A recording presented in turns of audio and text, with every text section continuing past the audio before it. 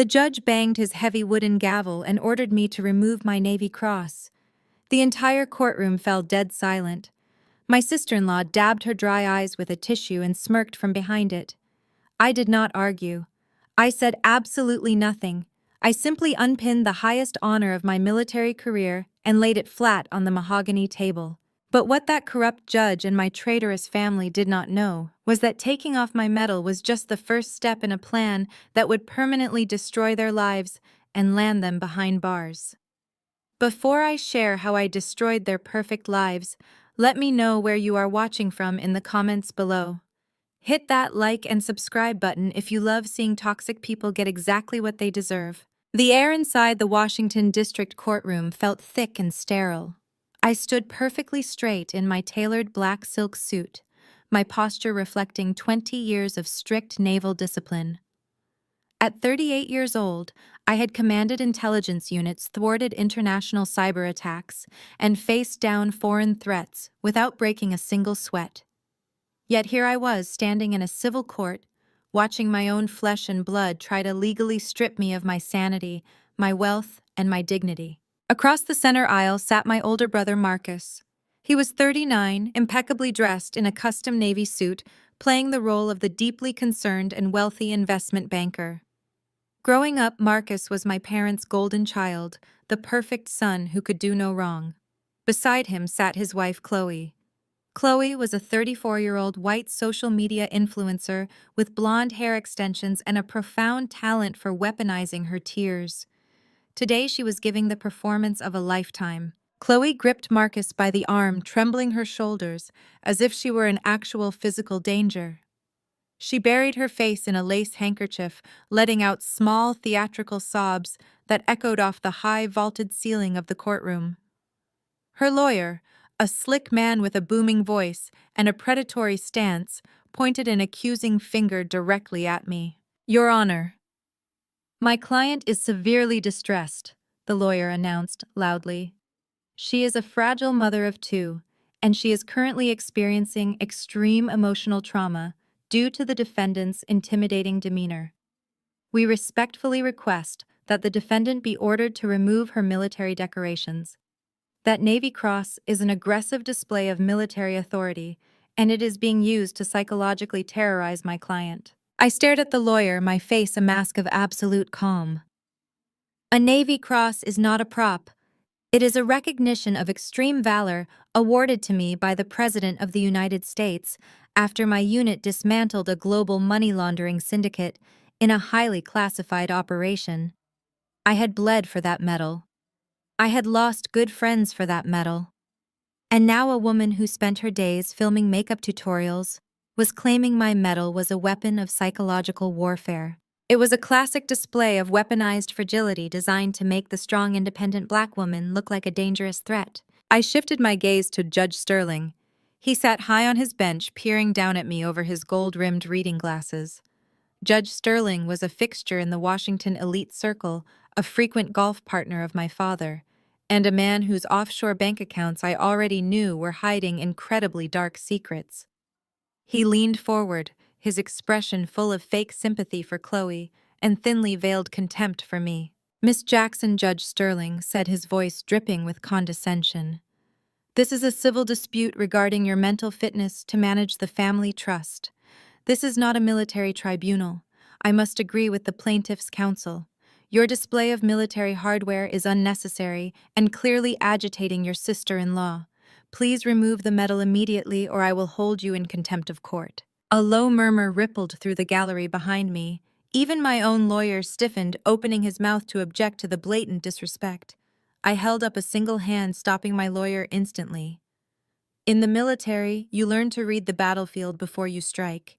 You learn that sometimes letting the enemy think they have won is the most lethal strategy you can possibly deploy." I looked over at Chloe. She lowered her handkerchief just a fraction of an inch, revealing a triumphant, wicked smirk. She thought she had broken me. She thought her fragile performance had successfully conquered a woman who had dedicated her life to serving her country. Beside her, Marcus refused to meet my eyes.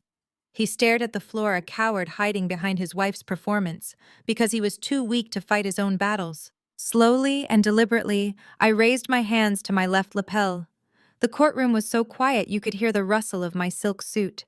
My fingers gripped the heavy metal of the Navy Cross. I unclasped the pin. I did not let my hands shake. I did not show a single ounce of the fury boiling in my blood. I pulled the metal free from the dark fabric and lowered it to the table. The heavy metal made a sharp, echoing clink against the solid wood. I looked back up at Judge Sterling. My eyes locked onto his cold and completely unyielding. "I am perfectly happy to remove it, Your Honor," I said, my voice projecting clearly across the silent room. I would hate to make anyone in this room feel intimidated by the truth. Judge Sterling gave a curt nod, highly satisfied with his public display of power. He adjusted his black robes, completely unaware that by forcing me to take off that medal, he had just sealed his own fate. They all thought they had stripped me of my armor. They had no idea I was just clearing the way to drop a payload that would obliterate their entire world. The sharp clink of the heavy metal against the courtroom table echoed in my mind, shifting seamlessly into the delicate chime of a silver fork striking a crystal wine glass. 3 months ago, Thanksgiving dinner at my parents' sprawling estate in Potomac, Maryland. The air in their formal dining room was thick with the scent of roasted turkey, expensive sage stuffing, and absolute suffocating hypocrisy.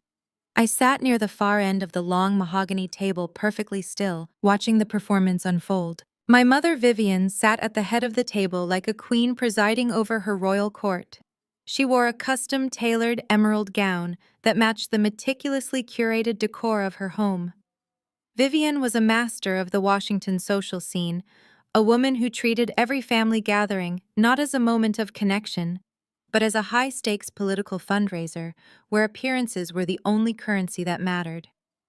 Our family was part of the African-American elite in the district, a status my mother protected with ruthless aggression. My father, Harold, a retired surgeon with a penchant for expensive cigars and absolute conflict avoidance, sat opposite her, quietly carving his meat. Between them were Marcus and Chloe, holding court as the undeniable stars of the Jackson family. Marcus was swirling a glass of $200 Cabernet, laughing a little too loudly at a joke my father had just made. He wore the confidence of a man who had never faced a single consequence in his entire life. Growing up, Marcus was the golden child. He was the handsome, charismatic son who was destined to carry the family legacy. The fact that he was currently a glorified middle manager at an investment bank who spent more time on the golf course than at his desk was irrelevant to my mother. He had provided her with the ultimate accessory, the perfect photogenic family. Chloe sat beside him, holding her phone up to record a perfectly angled video of the table setting for her hundreds of thousands of followers. She smiled brightly for the camera, her blonde hair catching the light of the crystal chandelier, playing the flawless, cultured daughter-in-law. She adjusted her designer blouse, leaned her head against Marcus' shoulder, and captured the ideal image of domestic bliss. To the outside world, she was a lifestyle guru promoting wellness and family values. Inside this house, she was a highly calculated opportunist who knew exactly how to manipulate my parents' desperate need for social perfection. I was quietly eating my meal, choosing to observe rather than engage. As a former naval intelligence officer, reading a room was second nature to me. You learn to spot the invisible tripwires before anyone steps on them. The tension hovering just beneath the polite laughter was palpable. Marcus kept darting nervous glances at me from across the table, his knee bouncing restlessly under the mahogany wood. He was drinking his wine much faster than usual.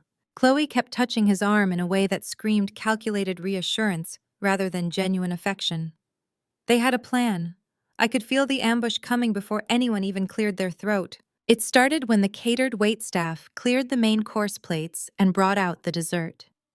Chloe set her phone face down on the table, folded her manicured hands, and let out a long, heavily rehearsed sigh. She looked at my mother with wide, incredibly sympathetic eyes. "Vivian, this dinner has been absolutely beautiful," Chloe said, her voice dripping with artificial sweetness and deep concern. "It just makes me realize how important family support is, especially during difficult times.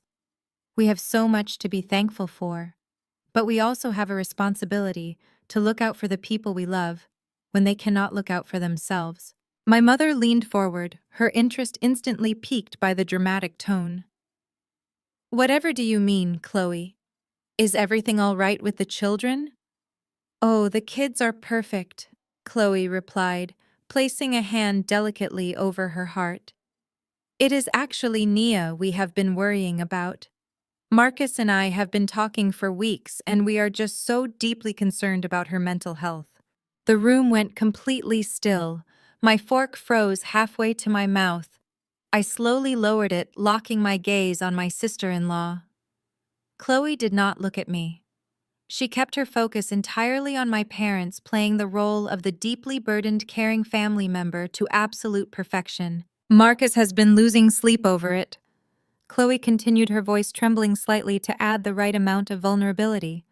We know how much trauma Nia went through during her deployments. War changes people. We have been reading so much about combat-induced PTSD, and it breaks our hearts to see her carrying the weight of the world on her shoulders. She is so isolated, Vivian. She works all the time at that cybersecurity firm of hers, and she never lets anyone in. It is a classic trauma response. I remained perfectly silent, waiting for the real agenda to drop. I did not have PTSD. I had transitioned into civilian life, seamlessly building a highly lucrative company and managing my life with absolute precision. But I knew exactly what narrative they were trying to weave.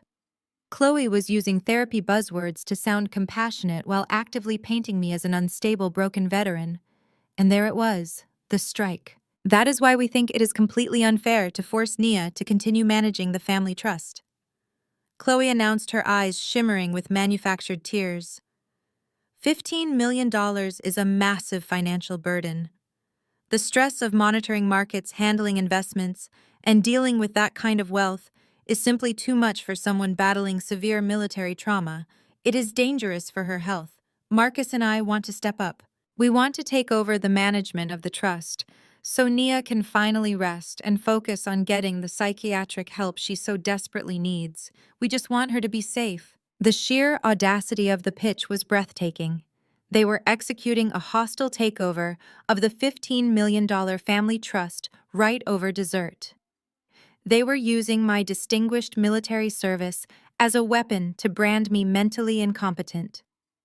They needed control of those funds, and Chloe was providing the perfect socially acceptable excuse of mental health awareness to facilitate the robbery. I looked at my mother, expecting her to shut down this ridiculous performance. I expected Vivian to demand respect for the daughter who had successfully managed the family's assets for years. Instead, Vivian clasped her hands together, her face washing over with dramatic performed relief. "Oh, Chloe," Vivian breathed out, shaking her head. "You have no idea how glad I am that you finally said it." I felt a cold, hard knot form in my stomach. Vivian turned her sharp, calculating eyes toward me, stripping away any pretense of maternal warmth. "Nia, your sister-in-law is absolutely right. We have all been walking on eggshells around you since you retired from the Navy. You are always so rigid, so cold, so incapable of living a normal life. Managing $15 million is a man's job anyway.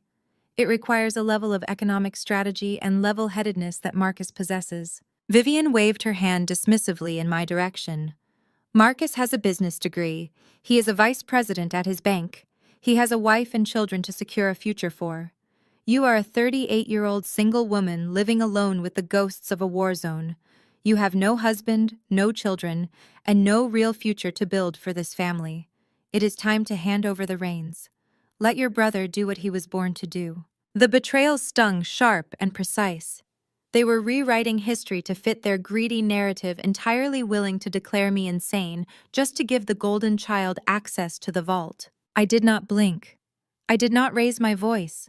I did not give my mother the satisfaction of seeing a single crack in my composure. In the world of intelligence and cybersecurity, the person who loses their temper loses the war. I picked up my crystal water glass, took a slow, deliberate sip, and set it back down precisely on the coaster. The ice clinked softly, the only sound in the suffocating silence of the dining room. "Born to manage wealth." "Mother," I asked, my tone conversational, as if we were discussing the weather. I shifted my gaze to my brother. Marcus had gone entirely rigid. The confident smirk he wore just moments ago had vanished, replaced by a thin sheen of sweat on his forehead. Tell me, Marcus, were you born to manage the family legacy, or were you born to incinerate it? Marcus swallowed hard, his Adam's apple bobbing. I do not know what you are talking about, Nia. Yes, you do, I said, leaning forward just a fraction of an inch. Let us talk about your unparalleled business acumen. Let us talk about what happened exactly 2 years ago, right before Father begged me to step in and take over the trust. You convinced him to let you diversify the portfolio. You took $3 million in liquid family assets and dumped them into a decentralized offshore cryptocurrency scheme run by a group of men you met at a networking mixer. Marcus turned a mottled shade of gray. His eyes darted toward Chloe, who suddenly looked very confused. That part of the family history had conveniently been omitted from their pillow talk. The market was volatile. Vivian interrupted, her voice shrill as she rushed to defend her golden child. Anyone could have made a bad investment. It was a learning experience for him. It was a Ponzi scheme, Mother, I corrected her, my voice slicing through her excuses like a scalpel. He did not read the prospectus. He did not run a single background check. He wired $3 million to a shell company in the Bahamas and lost every single penny in 72 hours. He nearly bankrupted the family foundation. I spent the next 18 months working 80-hour weeks, leveraging every contact I had at the Pentagon and in the private security sector to track down the fraudulent accounts, recover a fraction of the principal, and entirely rebuild the trust from the ground up. I grew it to $15 million, while Marcus was busy pretending to be a financial genius on the golf course. I turned my eyes back to Chloe. She was staring at Marcus, her jaw tight. I smiled at her, a cold, predatory smile. So tell me, Chloe, did your husband mention the $3 million deficit when he was promising you a life of endless luxury? Did he mention that I am the only reason his credit cards do not bounce? Or is that exactly why you are sitting here today, playing the role of the concerned wife, desperately trying to declare me mentally incompetent so you can get your hands on the vault before the money runs out? Marcus slammed his fist on the table, rattling the silverware. You arrogant, miserable woman! He shouted, his face twisting with rage. You think you are better than everyone else just because you wear a uniform? You think you own us. I do not own you, Marcus, I replied smoothly. I simply refuse to fund your delusions. Chloe realized in that exact moment that her carefully constructed narrative of the fragile, concerned sister-in-law was collapsing. The facts were irrefutable. I had dismantled her psychological ambush with raw financial data. She could not argue the numbers, so she had to change the battlefield entirely. She had to shift the focus from her husband's financial incompetence to my supposed aggression. She needed a victim, and she needed a villain. Chloe abruptly stood up, her chair scraping harshly against the hardwood floor. Her face flushed a deep, blotchy red. She grabbed her wineglass filled to the brim with dark Cabernet. Without a single word of warning, she hurled the contents directly across the table. The dark red liquid hit me square in the chest. It splashed across my pristine white silk blouse, soaking instantly into the expensive fabric, dripping down my collarbone and staining my blazer. Before I could even process the physical shock of the cold wine hitting my skin, Chloe dropped the empty crystal glass. It shattered against the edge of the mahogany table, sending shards raining down onto the expensive rug. Then she began to scream. Stop looking at me like that! Chloe shrieked, backing away from the table, her hands clutching her head as if I had just drawn a weapon on her. Marcus, help me. She is scaring me. Look at her eyes. I had not moved a single muscle. I was sitting perfectly still, wine dripping from my chin onto my ruined silk shirt. I was not glaring. I was not shouting. I was simply observing her. She is having an episode. Chloe sobbed, her voice reaching a hysterical, breathless pitch as she hid behind Marcus' broad shoulders. She is using her military interrogation tactics on us. She is violent. Marcus, she is going to hurt me. Get me out of here. It was a masterclass in manipulation. She had just physically assaulted me with a glass of wine, yet she was screaming as if I were the one attacking her. She was weaponizing the dangerous black veteran stereotype, twisting my absolute stillness into a threat, and using her tears to demand protection from a danger that did not exist. Vivian immediately rushed out of her chair running, not to me, the daughter who had just been assaulted, but to Chloe. "Oh, my poor dear Vivian," cooed, wrapping her arms around her weeping daughter-in-law. "It is okay, you are safe here." Harold finally stood up, his face pale, his hands trembling. He looked at me, wine soaking my chest, and instead of asking if I was all right, his face hardened with disappointment. "Look what you have done, Nia," my father said, his voice trembling with misplaced anger. "Look at the chaos you bring into this house. Chloe was just trying to help you, and you terrorize her. You are completely out of control." I looked down at the dark red stains spreading across my heart. They did not see the wine thrown at me. They only saw the tears falling from Chloe's eyes. In their desperate need to protect their perfect image, they had completely abandoned reality. My father had spent his entire career in operating rooms, making life-or-death decisions with absolute precision. He was a man who prided himself on logic, steady hands, and clear facts. Yet here in his own dining room, he was completely paralyzed by the manufactured tears of a white influencer and the fragile ego of his failure of a son. I looked directly into his eyes, waiting for a shred of the integrity he always preached about. I waited for him to point out that Chloe had just physically assaulted me. I waited for him to remind my mother that I was the one who salvaged the family fortune when Marcus nearly burned it to the ground. Instead, Harold cleared his throat and looked away from me. He focused his gaze on the shattered crystal on the floor, deliberately avoiding the sight of the dark wine soaking into my blouse. "You need to apologize, Nia," he said. The words were quiet, but they struck with the force of a physical blow. "You provoked them. You came into this dinner looking for a fight, throwing past mistakes in your brother's face. Chloe is right. The stress of your military background is making you hostile. It is best for everyone if you just sign the trust over to Marcus and take some time to seek professional help." The hypocrisy took my breath away. I stood up slowly. The dark red wine dripped from the hem of my ruined silk blazer, staining the expensive Persian rug beneath my feet. I did not bother to wipe it away. The stain was fitting. It was a perfect visual representation of the toxic rot that had infected this family for decades. Vivian was still stroking Chloe's hair, casting venomous glares in my direction, while murmuring soothing words to the woman who had just attacked me. Marcus stood taller now that our father had validated his victimhood. He looked at me with a sickening expression of triumph, safe under the protective umbrella of our parents' blatant favoritism. "Dad," I said, keeping my voice dangerously level, "you know exactly what happened 2 years ago. You came to my house in the middle of the night, terrified of losing your legacy because your son gambled it away. You asked me to save you, and I did. I saved this family." Harold shifted his weight, crossing his arms over his chest to build a barrier between us. "That is ancient history," he muttered, his voice devoid of any backbone. "Marcus has grown since then. He is a family man now. He needs this responsibility to secure his future. We are asking you to step down peacefully.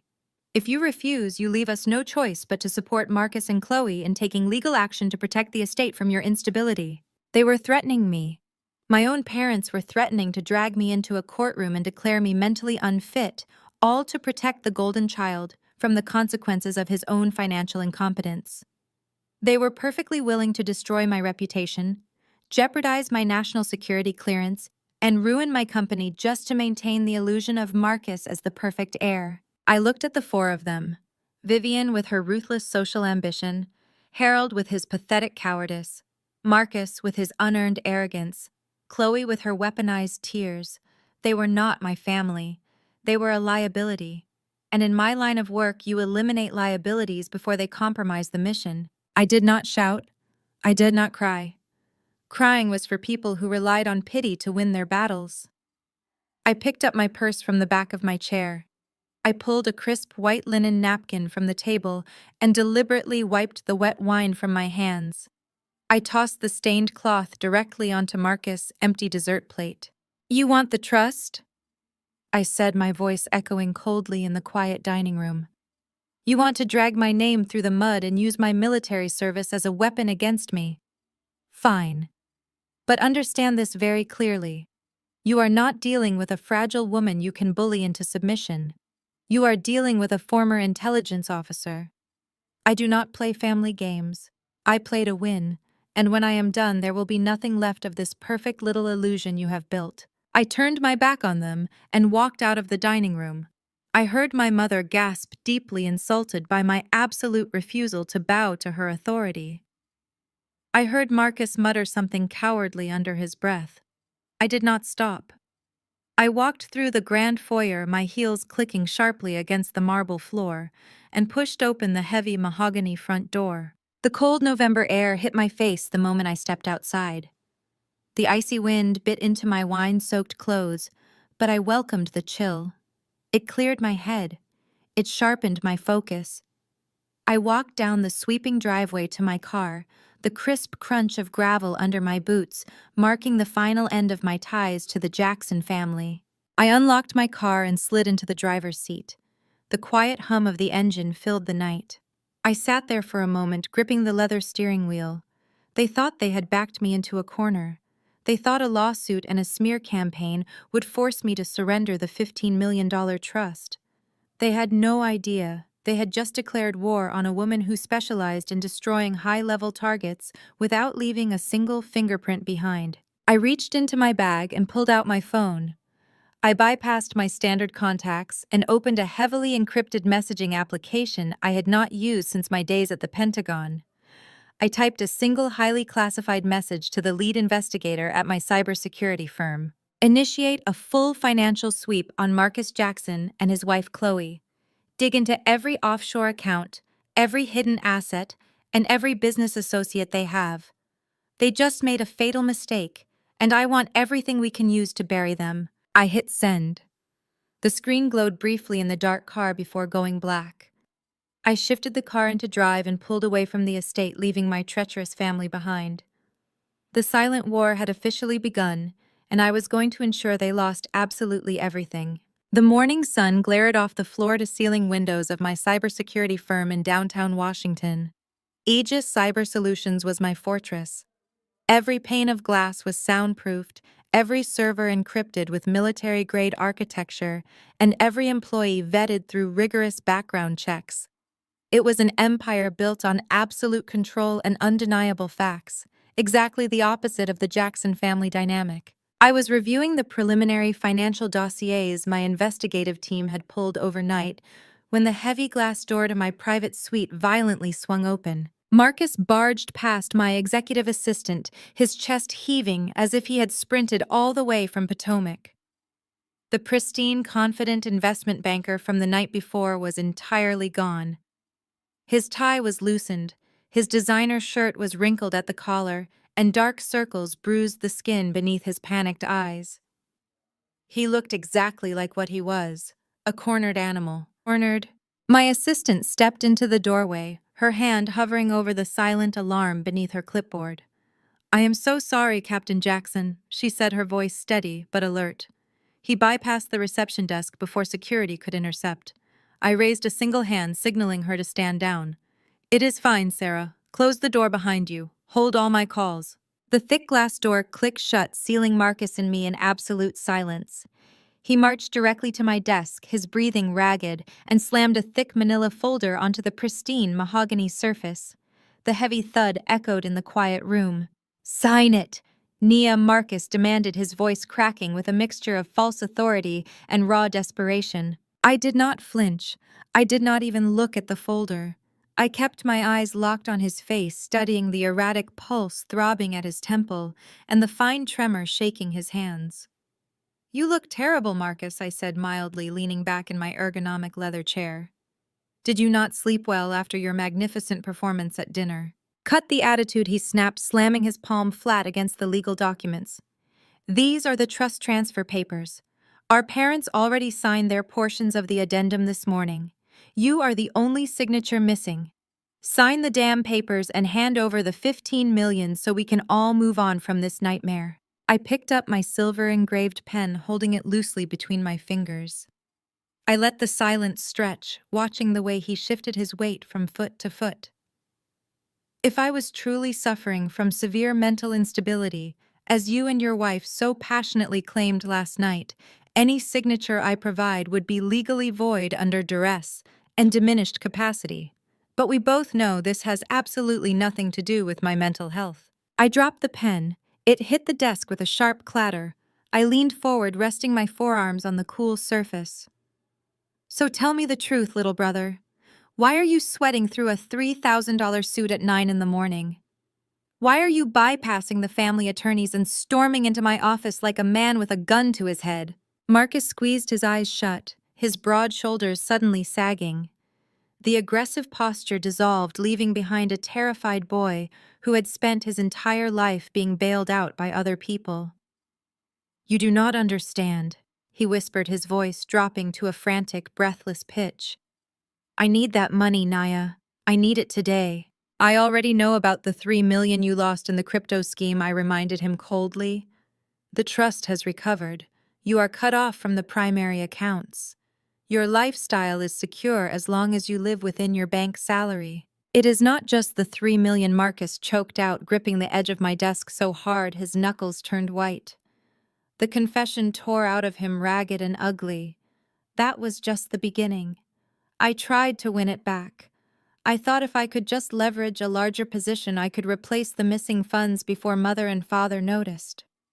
The traditional banks would not touch me after the first loss. So I went elsewhere. My eyes narrowed. Define elsewhere, Marcus. He swallowed hard, refusing to meet my gaze. Private lenders, underground creditors operating out of Miami and Eastern Europe. People who do not care about credit scores, Nia. They care about collateral.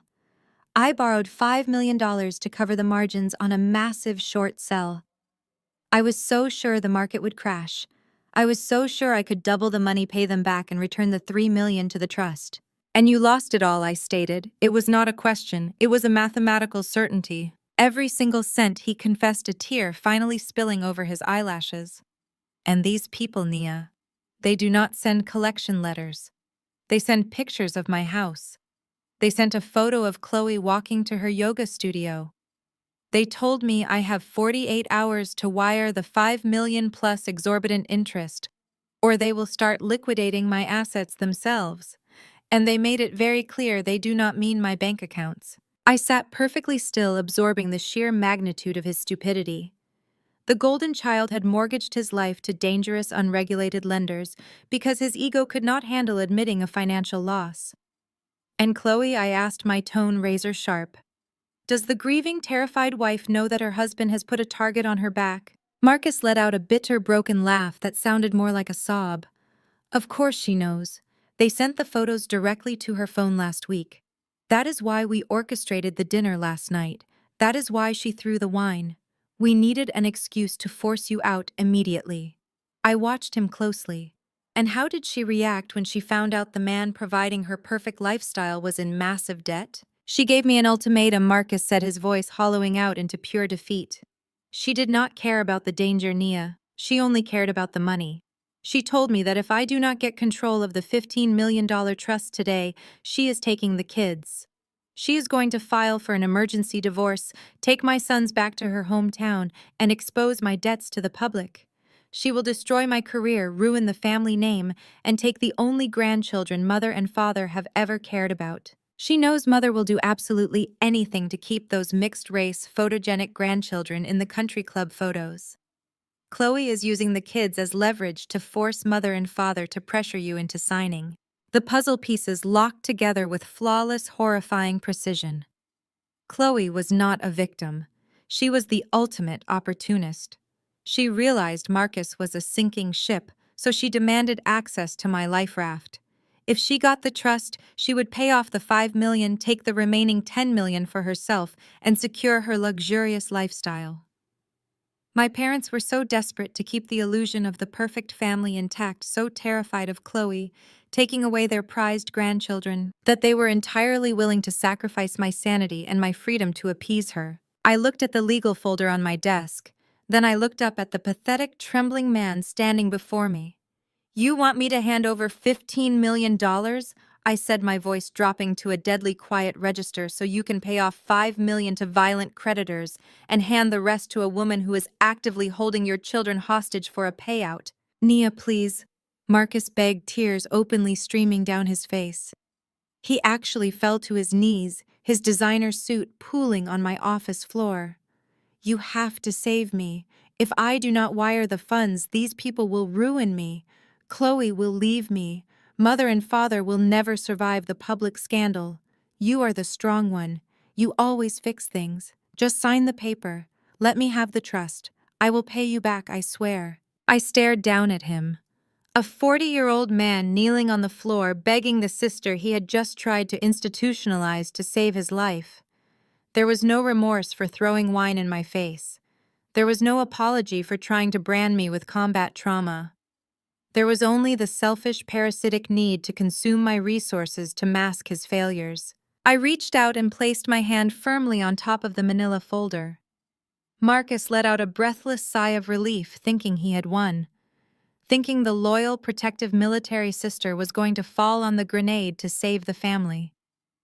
I picked up the folder, stepped out from behind my desk, and dropped it directly onto his lap where he knelt on the floor. No, I said. Marcus froze, his tear-streaked face staring up at me in absolute shock. What? I said no. I repeated, my voice echoing with finality. You made a $5 million bet with dangerous people, Marcus. You married a woman who treats your children like bargaining chips. You allowed our parents to humiliate me, and you tried to steal my command over this family's assets. I am not a bank. I am not a human shield. And I am absolutely not going to fund your ransom. But they will destroy me, he gasped, clutching the folder to his chest. Chloe will take the boys.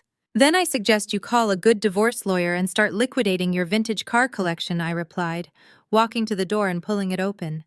My assistant stood right outside, flanked by 2 towering security guards in tactical suits. You are dead to me! Marcus spat, scrambling to his feet, his face twisting with a desperate, venomous hatred as the guards stepped into the room. You are going to lose everything for this. Chloe is taking this to court. We will freeze your accounts. We will destroy your security clearance. You will rot in a psych ward. Escort him out. I told the guards, completely ignoring his threats. If he sets foot in this building again, have him arrested for trespassing. I watched them drag my screaming, thrashing brother down the pristine glass hallway. He was going to court. He was going to use Chloe's tears and my parents' money to try and bury me. He thought he had the upper hand because he was backed into a corner. But he had fundamentally misunderstood the rules of engagement. You do not threaten an intelligence officer with a lawsuit. You only give them an invitation to go to war. I returned to my penthouse overlooking the Washington Monument just after 8 that evening. I needed absolute silence to strategize my next operational moves. But peace is a rare luxury you cannot afford when your own family operates like a hostile syndicate. When the private elevator doors chimed open directly into my foyer, I did not find an empty, quiet apartment. I found my parents. The security concierge downstairs had apparently yielded to my mother's imperious, demanding attitude, allowing her to bypass standard protocol. Vivian was pacing aggressively across my imported Brazilian hardwood floors, her designer heels clicking sharply like the ticking of a bomb. Harold stood silently by the floor-to-ceiling windows, looking out at the illuminated city skyline, a glass of my premium aged scotch already resting in his hand. Vivian wasted no time. She marched straight toward me the second I stepped out of the elevator, pulling a fresh, thick manila envelope from her oversized leather tote bag. She slammed the documents onto the edge of my marble kitchen island with excessive force. We know exactly what you did to Marcus today. Vivian spat, her voice vibrating with a level of pure, unadulterated rage I had rarely seen. You had your own flesh and blood physically thrown out of your office by armed security guards. He came home to us completely broken, humiliated by his own sister. You are going to sign these papers right now, Nia. The transfer of the trust stops being a polite family request tonight. It is now a direct demand. I placed my leather briefcase on the counter, entirely unbothered by her elevated volume. I slowly unbuttoned my suit jacket and looked directly at my father. You poured yourself a rather large drink, Harold. Good. You are going to need every single drop of it. I turned my attention back to my mother, keeping my posture relaxed but dominant. Did Marcus tell you why he was crying on my office floor, Mother? Did he happen to mention the $5 million he currently owes to a syndicate of unlicensed private lenders operating out of Miami? Did he bring up the minor detail that Chloe is actively blackmailing him using your precious grandchildren as leverage to force him to secure the vault? I expected her to show shock. I expected a gasp, a denial, or even a moment of horrified realization that her perfect golden child had jeopardized their entire social standing. Instead, Vivian simply crossed her arms over her chest, her expression hardening into something entirely ruthless and deeply calculated. I know exactly what kind of financial trouble your brother is in, Vivian said coldly, not blinking once. And that is precisely why you need to sign over the trust immediately. He made a temporary mistake under immense market pressure. Those dangerous people are threatening his family now. Chloe is terrified, and she is entirely right to be. She is doing what any devoted mother would do to protect her babies. Marcus desperately needs this money to clear his ledger, satisfy his wife, and secure his marriage. I stared at her, genuinely astounded by the sheer, unfiltered magnitude of her delusion. I took a slow breath, absorbing the reality of her statement. You are openly asking me to hand over the family fortune to pay off violent loan sharks and satisfy a manipulative gold digger. You are entirely willing to ruin my life, compromise my security clearance, and declare me mentally incompetent just to save him from his own disastrous choices. Vivian stepped closer, her eyes blazing with absolute venom. She looked me up and down, her face contorting with deep, visceral disgust. Yes, she hissed the words slipping through her teeth like poison. Because Marcus has a family. He has a beautiful wife. He has 2 healthy sons who will carry the Jackson name and uphold our legacy in this city. What do you have, Nia? Look at yourself. You are nothing but a lonely 38-year-old woman with a pile of scrap metal medals. The words hung in the air, heavy and suffocating. Vivian leaned in closer, determined to inflict maximum emotional damage. You have no husband. You have no children. You have absolutely no legacy. You play soldier in your high-rise glass office, but at the end of the day, your life is entirely empty. Your military decorations do not make you a mother. They do not make you a wife. They are worthless pieces of scrap metal, just like your stubborn pride.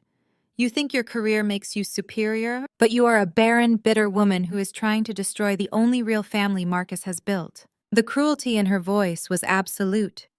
There was no motherly warmth left, only a desperate, vicious socialite fighting to protect her ultimate prize. I shifted my gaze to my father. He took a slow sip of his scotch, deliberately looking out the window, refusing to meet my eyes. He is your son too, Harold, I said, my voice steady, betraying none of the sting her words had caused. Are you really going to stand there drinking my liquor and let her say that? Are you going to let her hand the legacy you built over to a woman who will drain it dry within a year? Harold finally set his glass down on the side table. He looked exhausted, yet resolute in his profound cowardice. Your mother is right, Nia, he said quietly, his voice lacking any backbone. Marcus is the future of this family. If Chloe leaves and takes the boys back to her family, we lose the grandsons. We lose everything that matters to our image. You have your successful cybersecurity company. You have enough personal wealth to take care of yourself for the rest of your life. Let Marcus have the trust. If you fight us on this, you leave us no choice. We will testify against you in court. We will stand before a judge and swear under oath that your military service left you paranoid, hostile, and totally unfit to manage finances. We will do whatever it takes to protect Marcus and keep those boys in our family. The final emotional cord snapped.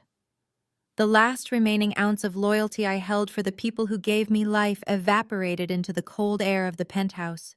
They were not my parents anymore. They were simply adversaries standing in my living room, actively threatening to commit perjury to destroy my reputation. They were willing to brand me a broken, traumatized veteran just to cover up a $5 million gambling debt. I walked over to the smart panel on the wall near the kitchen entrance. I pressed a single illuminated button. The heavy private elevator doors slid open behind them with a soft chime. "Get out of my home," I said, my voice dropping to a terrifyingly quiet absolute register. Vivian scoffed, picking up her leather tote bag. "You are making a massive mistake, Nia." "I said get out," I repeated, stepping toward them with the calculated predatory grace I had learned in active combat zones. "You have chosen your side. You have chosen the son who will bleed you completely dry and the daughter-in-law who will discard you the second the money runs out. You want to take me to court? Fine. I will see you all in court. And when I strip away every single asset you possess, when I expose exactly who you are to every country club, every charity board, and every high society friend you have in Washington, do not dare come crawling back to me." Vivian snatched her envelope from the counter, her face flushed with indignant rage. "You are no longer our daughter," she declared, lifting her chin with misplaced arrogance. "We will see you completely destroyed. You will end up with absolutely nothing." Harold did not say a word. He simply followed his wife into the elevator, keeping his eyes fixed firmly on the floor. The metal doors slid shut, sealing them inside, and severing my ties to the Jackson family permanently. I stood alone in the quiet expanse of my penthouse. The silence was absolute. My mother thought her words had broken me. She thought calling my metals scrap metal and attacking my single status would reduce me to tears. She was dead wrong. I walked over to the window, looking out at the sprawling capital city below. They wanted a legal bloodbath. They wanted to use the justice system to steal my authority. I picked up my phone and dialed the private number of my lead defense attorney. It was time to stop playing defense and start laying the ground wire for an explosion they would never see coming. I picked up my phone and dialed the private number of my lead defense attorney. Donovan answered on the first ring. I gave him a brief tactical rundown of the ambush in my penthouse and ordered him to prepare for an immediate legal assault. I expected Marcus and Chloe to move fast, driven by the panic of their $5 million debt. I did not expect them to move with such staggering, reckless audacity. 72 hours later, the strike landed. I was walking through the main lobby of Aegis Cyber Solutions, a cup of black coffee in my hand, when a man in a rumpled gray suit stepped directly into my path.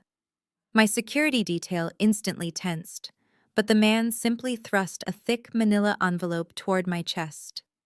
He confirmed my name, declared I had been served, and scurried out of the glass double doors before my guards could even lay a hand on him. I walked into my private office, locked the door, and dropped the heavy envelope onto my desk. I sliced it open with a letter opener and spread the documents out across the mahogany surface. The official seal of the Washington District Court glared back at me. Chloe had not just filed a standard petition to contest the trust. She had filed an emergency ex parte motion for temporary conservatorship. She and Marcus were listed as the primary petitioners, with my own parents attached as sworn witnesses. The narrative they spun across 50 pages of legal jargon was a masterpiece of fiction. They painted a horrifying portrait of a severely traumatized combat veteran who had completely lost her grip on reality. According to Chloe's sworn affidavit, the Thanksgiving dinner had ended with me experiencing a violent, unprovoked flashback. She claimed I had terrorized her, threatened her children, and exhibited deep signs of clinical paranoia. My mother had provided a supplemental declaration swearing under penalty of perjury that I had been suffering from undiagnosed PTSD for years, that I was financially reckless, and that I had recently hired armed mercenaries to physically assault my own brother. They had taken Marcus's cowardly breakdown in my office and weaponized it, twisting his forced removal into an act of military-grade aggression. But the lies were not the most dangerous part of the envelope. The danger lay in the signature at the bottom of the final page. Judge Sterling. He had not waited for a standard hearing. He had not summoned me to defend myself. Using his authority, and undoubtedly influenced by his decades-long friendship with my father, Sterling had rubber-stamped every single request Chloe made. The court orders were absolute and devastating. Judge Sterling had signed a temporary restraining order mandating that I remain at least 500 feet away from Marcus, Chloe, their children, and my parents. I was legally barred from making any contact with my own family. But the restraining order was just a smokescreen for the real objective. The financial rulings were the bullet to the chest. Judge Sterling had ordered an immediate temporary suspension of my authority over the $15 million family trust, transferring emergency administrative control directly to Marcus, pending a full psychological evaluation. Worse, Sterling had granted a malicious request to temporarily freeze all my personal bank accounts. The legal justification claimed it was a protective measure to prevent a mentally unstable veteran from liquidating assets during a psychiatric crisis. In reality, it was a coordinated strategy to completely cripple my ability to fight back. They wanted to cut off my oxygen, starve my legal defense fund, and leave me entirely defenseless. My office door clicked open. Donovan walked in, his usually impeccable posture rigid with tension. He threw his own copy of the court filings onto my desk, his face flushed with disbelief. "I have been practicing law in this district for 20 years, Donovan said, pacing across the room. "And I have never seen a judge approve an ex parte asset freeze of this magnitude without a shred of medical evidence." Sterling bypassed every standard protocol. He took the tearful word of a social media influencer and the sworn lies of your parents, and he weaponized the bench against you. I looked down at the documents, my expression perfectly flat. How long until the freeze hits my personal accounts? Donovan checked his watch, his jaw tight. "You have maybe 2 hours before the banks process the court order. Your business accounts for Aegis Cyber Solutions are protected under corporate law, but everything with your personal name on it is about to be locked down tight. They are trying to suffocate you, Nia. They want you desperate, broke, and begging for a settlement. Let them try," I replied calmly. Donovan stopped pacing and stared at me. "Nia, you are legally barred from touching your own money. You are ordered to undergo a mandatory psychiatric evaluation. If you refuse the evaluation, Sterling will hold you in contempt and make the conservatorship permanent. Marcus now has temporary access to the trust. If he wires that $5 million to his loan sharks, the money is gone forever. This is not a drill. We are bleeding." I stood up, smoothing the front of my suit. "In naval intelligence, Donovan, we operate under a very simple rule. When the enemy cuts your supply lines, it means they are terrified of what you can do with a full arsenal. They think taking my personal credit cards and slapping a restraining order on me makes me powerless. They forgot that my power does not come from a bank account. It comes from information."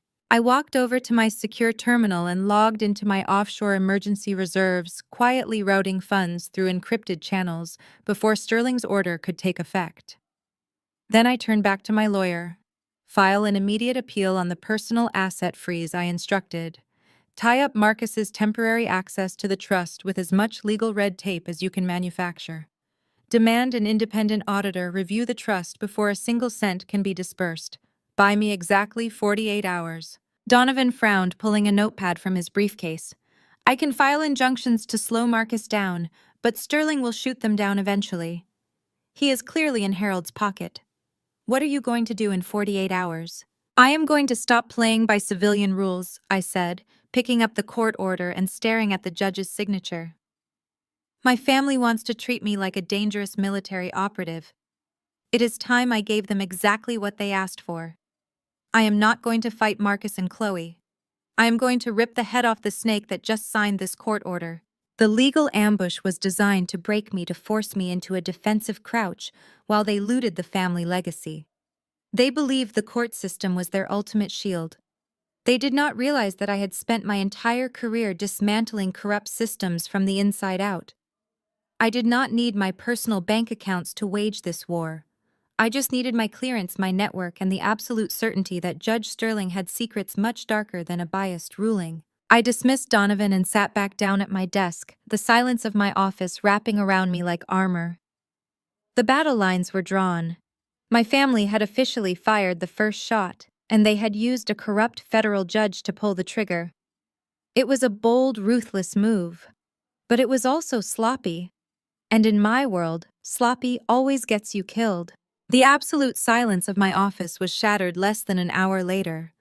My secure console chimed with a priority alert, followed instantly by the frantic buzzing of the main switchboard outside my door. Sarah did not knock this time. She shoved the heavy glass door open, her usually perfect composure entirely gone. She was holding a tablet with knuckles that had turned completely white. She did not say a word. She simply placed the screen on my desk and hit play. Chloe had escalated the war from the courtroom to the court of public opinion. She had posted a video to her primary social media account, broadcasting it directly to her 3 million followers. It was a masterclass in the strategic deployment of weaponized fragility. Chloe sat on the plush white carpet of her son's nursery, clutching a small stuffed bear. Her expensive designer makeup was scrubbed completely clean, replacing her usual glamorous aesthetic with the carefully curated look of a terrified, exhausted mother. She wore an oversized plain gray sweater that swallowed her frame, making her look incredibly small and vulnerable. She looked directly into the camera lens, her voice shaking with perfectly practiced fear. "I did not want to make this video." Chloe wept, a single flawless tear tracking down her pale cheek. "But I am living in absolute terror, and I do not know how else to protect my children. My family is being targeted by someone very powerful, a relative, a highly trained military veteran who is using her immense wealth, her security details, and her aggressive tactics to bully and terrorize us. She is trying to destroy my husband, and she is trying to take everything from my babies. I am just a mother trying to keep her family safe, but this woman is unstable, she is dangerous, and she is completely out of control." She covered her face with her hands, letting out a stifled, heartbreaking sob before the video abruptly cut to black. Chloe did not say my name. She did not explicitly mention Aegis Cyber Solutions or the $15 million trust. She did not have to. In the digital age, a breadcrumb trail is just as lethal as a direct accusation. Within 20 minutes, her rabid fan base of devoted followers had pieced together the clues she deliberately left behind. They cross-referenced her husband's family, found my military service record, and identified my company. The fallout was instantaneous and catastrophic. My chief operating officer burst into my office right behind Sarah, his phone glued to his ear. The switchboard outside was lighting up like a Christmas tree. Aegis Cyber Solutions had been completely doxxed. Our company's social media pages were being flooded with tens of thousands of vicious comments, death threats, and coordinated bot attacks. A targeted campaign of fake one-star reviews was tanking our digital footprint in real time. The hashtag demanding my total cancellation was trending globally. Chloe's followers were tagging defense contractors, federal agencies, and our corporate partners, demanding they sever all ties with a company run by an abusive, unhinged warlord who terrorized innocent white mothers and children. They were calling for boycotts, demanding protests outside our headquarters, and flooding our investor relations inbox with demands for my immediate resignation. "It is a highly coordinated digital mob," my chief operating officer said, hanging up his phone. His face was grim. "2 of our Tier 1 clients have already called. They are expressing deep concern over the sudden public relations nightmare. Our public partners are watching their stock dip because of the association. We are bleeding credibility by the second, Nia. We need to hire a crisis management firm immediately. We need to draft a press release, issue a categorical denial, and threaten a defamation lawsuit to force her to take the video down." I sat back in my leather chair, watching the video loop again on the tablet. I studied the lighting. I noted the calculated pauses in her speech. I saw exactly what she was doing. Chloe was playing a very old, very dangerous game. She was leaning entirely on a historical societal bias, weaponizing her tears to paint herself as the ultimate victim, while casting me as the aggressive, dangerous, hostile black woman. She knew the internet would not ask for court documents or financial statements. The internet loves a damsel in distress, and it loves to destroy a powerful woman even more. Marcus and my parents had undoubtedly given Chloe the green light to launch this digital strike. They were completely oblivious to the fact that they were burning down their own family name just to save Marcus from his massive gambling debts. They wanted to apply unbearable external pressure. If Judge Sterling's corrupt court orders could not break me fast enough, they wanted to ensure my company bled to death in the court of public opinion. They wanted me desperate broke and begging to sign over the $15 million trust just to make the nightmare stop. I reached out and pressed the power button on the tablet, cutting off Chloe's weeping face.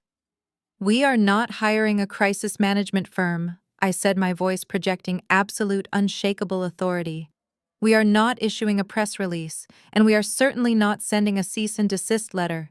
Implement a total media blackout across all corporate channels. Instruct the staff to ignore the switchboard turn-off comment sections and route all incoming client inquiries directly to my private line." My chief operating officer stared at me in disbelief. "Nia, with all due respect, if we let this narrative fester, it could cost us millions in contracts. She is actively destroying your reputation. We have to fight back." I stood up, adjusting the cuffs of my suit. "You fight back against a PR crisis," I told him. "You do not fight back against an intelligence-gathering operation. Let her talk.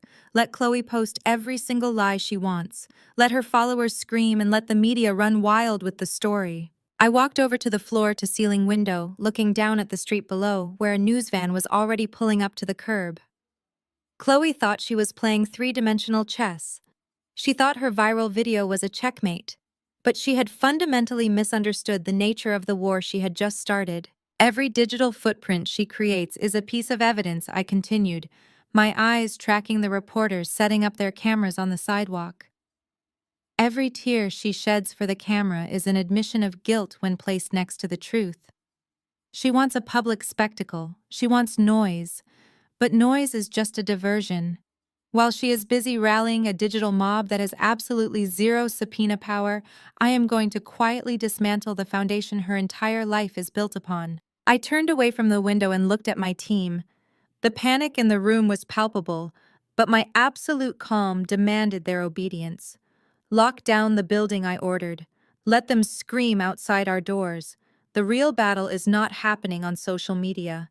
It is happening in the shadows, and I am about to tear their entire empire apart from the inside out." The heavy glass doors of my executive suite sealed shut behind me, cutting off the frantic shouting of my crisis management team. I did not take the main elevators down to the lobby, where the press was currently swarming like vultures. Instead, I walked to the far end of the executive floor, pressing my palm against a seemingly blank wall panel. The biometric scanner hummed, reading my fingerprints, mapping my vascular structure, and verifying my thermal signature. A concealed steel door slid open with a soft pneumatic hiss. I stepped inside the private elevator car and swiped my security badge. The car did not go up, and it did not stop at the ground floor. It plunged directly into the sub-basement of Aegis Cyber Solutions, dropping 50 feet below street level, into a bunker constructed of reinforced concrete and lined with copper mesh. This was my SCIF, a sensitive compartmented information facility. It was a completely isolated environment impenetrable to external surveillance, electronic eavesdropping, or unauthorized network intrusion.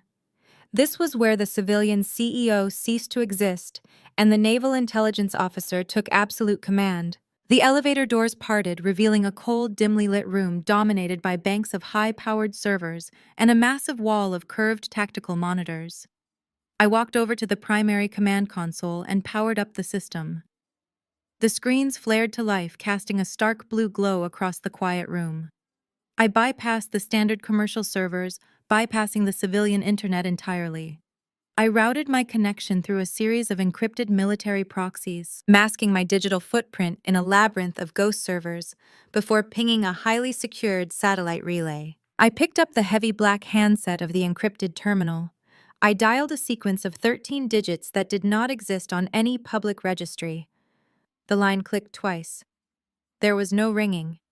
"State your authorization code," a deep, gravelly voice demanded. "Echo. Sierra. Vanguard. 9. 2. Alpha," I replied, my voice echoing slightly in the subterranean room. "I am requesting an immediate secure line to Deputy Director Elias Thorne." There was a brief pause, a digital hum, as the voice recognition software verified my cadence and pitch. Then a sharp click. "I was wondering how long it would take for you to call me." "Nia," Elias said. His voice was calm, but carried the underlying tension of a man who spent his life monitoring global threats. I saw the circus exploding on social media. Your sister-in-law is quite the actress. The Pentagon is currently fielding calls from panicked defense contractors demanding to know if your security clearance is compromised. My clearance is active, Elias, I stated flatly, and my psychological fitness is perfectly intact.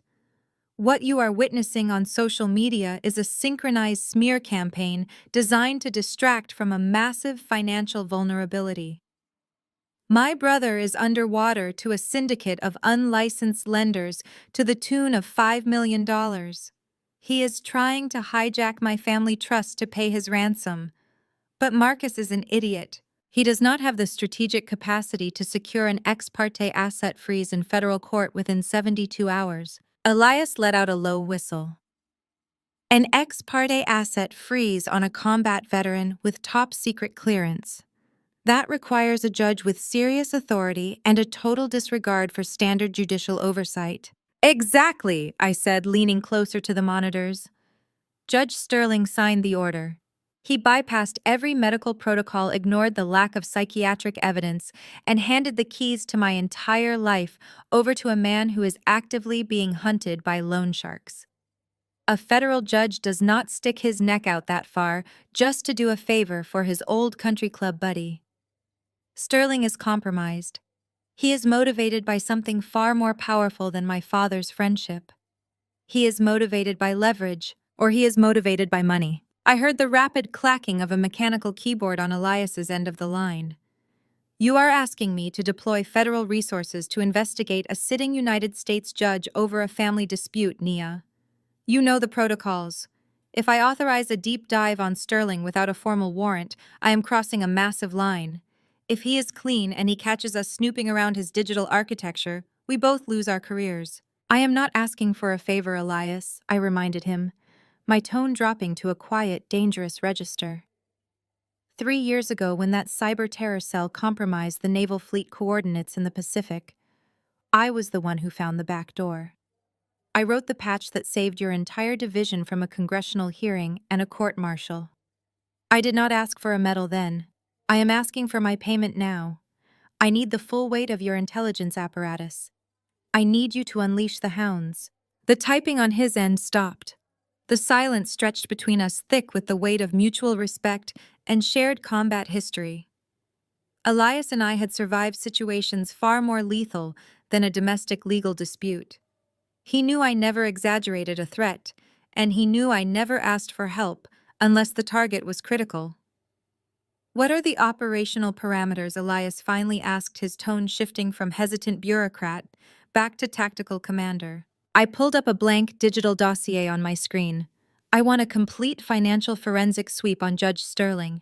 I want every bank account, every offshore holding, every real estate transaction, and every shell company associated with his name, his wife's name, and his extended associates for the past 10 years. Track the digital footprint of his assets. Look for anomalies. Look for shell corporations registered in tax havens. If the man buys a cup of coffee in Georgetown, I want to know what account paid for the beans. Done, Elias confirmed. What about the brother and the sister-in-law? Marcus is a leaky faucet, I said dismissively. He is panicked, which makes him sloppy. Pull his communication records. Track the IP addresses of the people threatening him for the $5 million. But focus your primary algorithms on Chloe. Look into her maiden name. Look at the LLCs she uses to funnel her social media sponsorships. She is too confident for someone who is supposedly terrified of her husband's violent creditors. She has an exit strategy, Elias. And I guarantee it is funded by dirty money. I am initiating the sweep now, Elias said. I am running it through the decentralized dark web servers. It will take time to bypass the federal firewalls around Sterling's judicial accounts without tripping the alarms. I will have to mask the probes as routine security audits. Give me 24 hours. I do not have 24 hours, Elias. Sterling froze my personal assets. He ordered a mandatory psychiatric hold. If I do not dismantle his authority by tomorrow morning, I will be legally declared incompetent, and Marcus will wire $15 million to violent criminals. I need actionable intelligence, and I need it tonight. I heard Elias exhale sharply. I will put my best analysts on it. We will run a brute force algorithm on their financial architecture. Keep your secure line open. When I find the crack in their armor, I will send the data packets directly to your SCIF terminal. Thank you, Elias. Do not thank me yet, Captain, he warned. If Sterling is as dirty as you think he is, we are not just stepping into a family feud. We are stepping into a federal crime ring. You better be ready to pull the trigger when I hand you the gun. The line went dead. I placed the heavy handset back onto the receiver. I stood alone in the fortified bunker beneath the city, surrounded by the glowing screens of my command center. My family had dragged me into the mud, expecting me to fight like a civilian. They expected tears, panic, and desperate negotiations.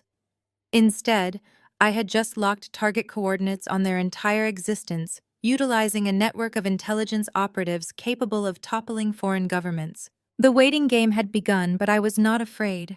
I was simply preparing for the absolute destruction of everything they held dear. The waiting game lasted exactly 4 hours and 12 minutes. I spent that time pacing the length of my subterranean command center, analyzing the real-time metrics of the social media firestorm Chloe had ignited above ground. The digital mob was still surging, demanding my head on a silver platter, completely oblivious to the fact that I was already leagues ahead of them in a much darker, much more lethal game. At exactly 2:14 in the morning, the primary encrypted monitor flashed with a brilliant blinding white notification. A secure data packet had breached my firewall, heavily encrypted and bearing the digital watermark of the Department of Defense. Elias had delivered. I sat down at the console and initiated the decryption sequence, watching as rows of classified financial data surveillance logs and federal wiretap transcripts cascaded across my screens. It was a digital goldmine, a labyrinth of illicit transactions spanning 3 continents and dozens of offshore tax havens. But I did not need to decipher the entire global network. I only needed to find the specific thread connecting a corrupt Washington judge to an opportunistic social media influencer. I ran a targeted macro algorithm cross-referencing Judge Sterling's judicial identification number with the IP addresses Elias had pulled from Chloe's devices. I was looking for the intersection, the exact point where their financial architectures collided. The servers hummed, processing millions of data points per second. I watched the progress bar inch forward, my heart beating in a steady, disciplined rhythm. In intelligence work, the truth is rarely hiding in plain sight. It is buried beneath layers of legal misdirection and corporate shell games. The algorithm chimed. A match. I opened the file, my eyes darting across the highly classified Federal Bureau of Investigation preliminary report. Elias had not just found a discrepancy. He had handed me the keys to an active top-secret federal probe. Judge Sterling was not just a corrupt magistrate who took bribes on the golf course. He was the primary subject of a massive multi-agency investigation into international money laundering. According to the FBI surveillance logs, Sterling had been systematically utilizing his position on the bench to funnel illicit cartel funds through a sophisticated network of seemingly legitimate domestic businesses. He would approve inflated bankruptcy settlements, manipulate corporate restructurings, and authorize the liquidation of massive estates, skimming millions off the top. But a federal judge cannot simply deposit cartel cash into his personal checking account without triggering federal oversight. He needed a washing machine. He needed a clean, untraceable mechanism to legitimize the funds and move them offshore. I scrolled down to the corporate registry documents Elias had extracted from a secure server in the Cayman Islands. Sterling had set up a complex web of LLCs, all categorized under wellness brands, digital marketing firms, and public relations consultancies. These shell companies were designed to receive massive injections of dirty money, claiming the funds were legitimate revenue from anonymous foreign sponsors and luxury brand partnerships. I narrowed the search parameters, focusing specifically on the primary shell corporation responsible for moving the bulk of Sterling's laundered cash. The company was registered under the name Aura Elite Digital Management. I pulled the incorporation documents, tracing the digital signatures back to the original filing date, which aligned perfectly with the timeline of Chloe's sudden inexplicable rise to social media fame 2 years ago. I held my breath as I opened the final page of the incorporation dossier. There, printed in stark black and white, was the name of the chief executive officer and sole proprietary owner of Aura Elite Digital Management, Chloe Jackson. The revelation hit me with the force of a physical strike. I leaned back in my chair, staring at the name on the screen as the horrific, brilliant reality of the situation washed over me. Chloe was not just a vapid influencer who married my brother for his money. She was the primary launderer for a corrupt federal judge tied to an international syndicate. Her entire lifestyle brand, the millions of followers, the lucrative sponsorships, it was all a meticulously crafted front. The massive influx of wealth she flaunted on social media was not from selling dietary supplements or organic baby clothes. It was cartel money, washed clean through her fake digital management firm and deposited directly into Sterling's offshore accounts, with Chloe undoubtedly taking a massive untaxed percentage for her services. It was a symbiotic relationship built on immense greed. Sterling needed a clean public-facing entity with a justifiable reason to receive millions in anonymous corporate sponsorships. Chloe needed the wealth and status she felt she deserved without actually working for it. They had found each other, likely introduced through my father's country club connections, and forged a highly illegal alliance. But Chloe had a fatal flaw. She was married to Marcus, a man who possessed all of the arrogance of the elite class, but none of the intelligence. When Marcus lost $3 million of the family trust and desperately turned to violent underground lenders for a $5 million bailout, he unwittingly put Chloe's entire laundering operation in the crosshairs of ruthless criminals. The loan sharks were threatening her perfect life, and drawing dangerous attention to her finances. Chloe could not ask Sterling for the $5 million to pay off her husband's debts. The FBI was already circling them. Moving that much cash domestically would instantly trigger an indictment. She was trapped. She needed clean, legitimate domestic money to pay off the loan sharks and secure her safety before the syndicate burned her life to the ground. And I was sitting on a clean, legitimate $15 million trust. The puzzle was finally complete. The Thanksgiving dinner ambush, the fake tears, the claims of my severe mental instability, it had absolutely nothing to do with Marcus and his bruised ego. It was a desperate, calculated strike by Chloe to hijack my trust fund, liquidate the assets, and pay off the violent creditors before they exposed her entire criminal empire. And Judge Sterling had eagerly signed the ex parte asset freeze and the restraining order because Chloe's survival was directly tied to his own. If she went down for the loan shark debts, she would inevitably drag him down for the money laundering. They had weaponized the justice system to silence me, protect their syndicate, and steal my family's legacy to cover their tracks. I let out a low, dark laugh that echoed off the concrete walls of the bunker. They thought they had backed a traumatized veteran into a corner.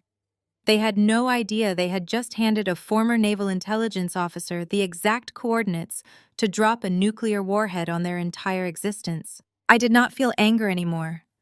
Anger is an undisciplined emotion, a vulnerability that clouds tactical judgment. What I felt was absolute chilling clarity. My family had sold their souls, and Chloe and Sterling had built their empire on a foundation of gasoline. I just needed to strike the match. I opened a secure communication channel, bypassing Elias and connecting directly to a private, highly classified server maintained by the lead prosecuting attorney for the Department of Justice's Financial Crimes Division. It was a contact I had cultivated during my days at the Pentagon, a man who built his entire career on tearing down corrupt government officials. I attached the encrypted dossier Elias had provided, highlighting the indisputable connection between Judge Sterling's Cayman Island accounts and Chloe Jackson's domestic shell corporation. I did not write a lengthy explanation. In my line of work, the evidence does the talking. I simply typed a single direct message. I have the architect of the Aura Elite Laundering Syndicate. She is actively attempting to defraud a $15 million domestic trust to cover syndicate debts. I am scheduled to appear in Judge Sterling's court within 48 hours. I will deliver them both to you on a silver platter. Have your tactical teams ready to breach. I hit send, watching the progress bar complete the transmission. The trap was set. Marcus, Chloe, my parents, and their corrupt judge thought they were marching me to my execution. They were entirely oblivious to the fact that they were walking directly into a federal ambush, and I was going to be the one holding the detonator. I stepped out of the bunker and took the elevator back up to my executive suite. The Department of Justice was preparing their tactical teams for the courtroom, but I was not about to let Marcus and Chloe enjoy a peaceful 48 hours before the federal hammer dropped. In psychological warfare, you do not just defeat the enemy alliance. You inject poison into their ranks and watch them tear each other to shreds from the inside out. I needed Marcus to walk into that courtroom completely unhinged, terrified not of me, but of the woman sitting right next to him. I sat down at my desk and pulled up a blank legal template. I was going to draft a piece of bait so irresistible, so terrifyingly plausible, that my brother would swallow it whole. Marcus was a man drowning in a $5 million debt to violent criminals. His only lifeline was the $15 million trust. Chloe had convinced him that seizing the trust was a joint survival strategy. I needed to show him that he was not a partner in her scheme. He was the scapegoat. Using the highly classified financial data Elias had provided, I extracted the exact routing numbers for Chloe's offshore shell company, Aura Elite Digital Management. I drafted a flawless, highly sophisticated automated wire transfer mandate. It was formatted exactly like the documents used by elite wealth management firms in the district. The mandate explicitly outlined that the very second Judge Sterling signed the final conservatorship order, the entire $15 million balance of the Jackson Family Trust would automatically bypass the domestic holding accounts. Instead, it would be instantly routed into a numbered Swiss bank account, under Chloe's sole proprietary control. To make the trap absolutely inescapable, I forged a secondary document. It was a printed email chain between Chloe and a high-end international travel concierge. The emails detailed the booking of a one-way first-class ticket to Geneva, Switzerland, scheduled to depart exactly 4 hours after our upcoming court hearing. It also included a request for long-term luxury estate rentals in the Swiss Alps, specifically noting that she would be traveling alone with her 2 children. It was a masterpiece of financial fiction grounded in just enough truth to be devastating. The routing numbers were real. The shell company was real. The threat to Marcus' life was incredibly real. When he looked at these papers, he would not see a forgery. He would see his wife stealing the ransom money, packing up his children, and fleeing to Europe, leaving him behind to be slaughtered by the Miami loan sharks. I printed the documents on heavy cream-colored legal paper to give them the distinct, undeniable weight of authenticity. I placed them inside a standard unmarked manila envelope and sealed it tight. Because of Judge Sterling's ridiculous restraining order, I could not send the package myself, nor could I use anyone directly affiliated with my legal team. I pressed the intercom button on my desk. Sarah walked in immediately, her expression sharp and ready for instruction. I slid the envelope across the mahogany wood. "Hire an independent, untraceable courier," I commanded. "Pay them in cash. Have this delivered directly to Marcus Jackson's personal desk at his investment bank. Label it as an accidental misdirection from Judge Sterling's private chambers. Mark it highly confidential." Sarah did not ask a single question. She simply nodded, took the envelope, and vanished. I turned back to my monitors, pulling up the GPS tracking microchip I had discreetly slipped inside the cardboard flap of the envelope. I watched the tiny green dot navigate the busy grid of the Washington streets. It moved steadily toward the financial district, cutting through traffic with lethal precision.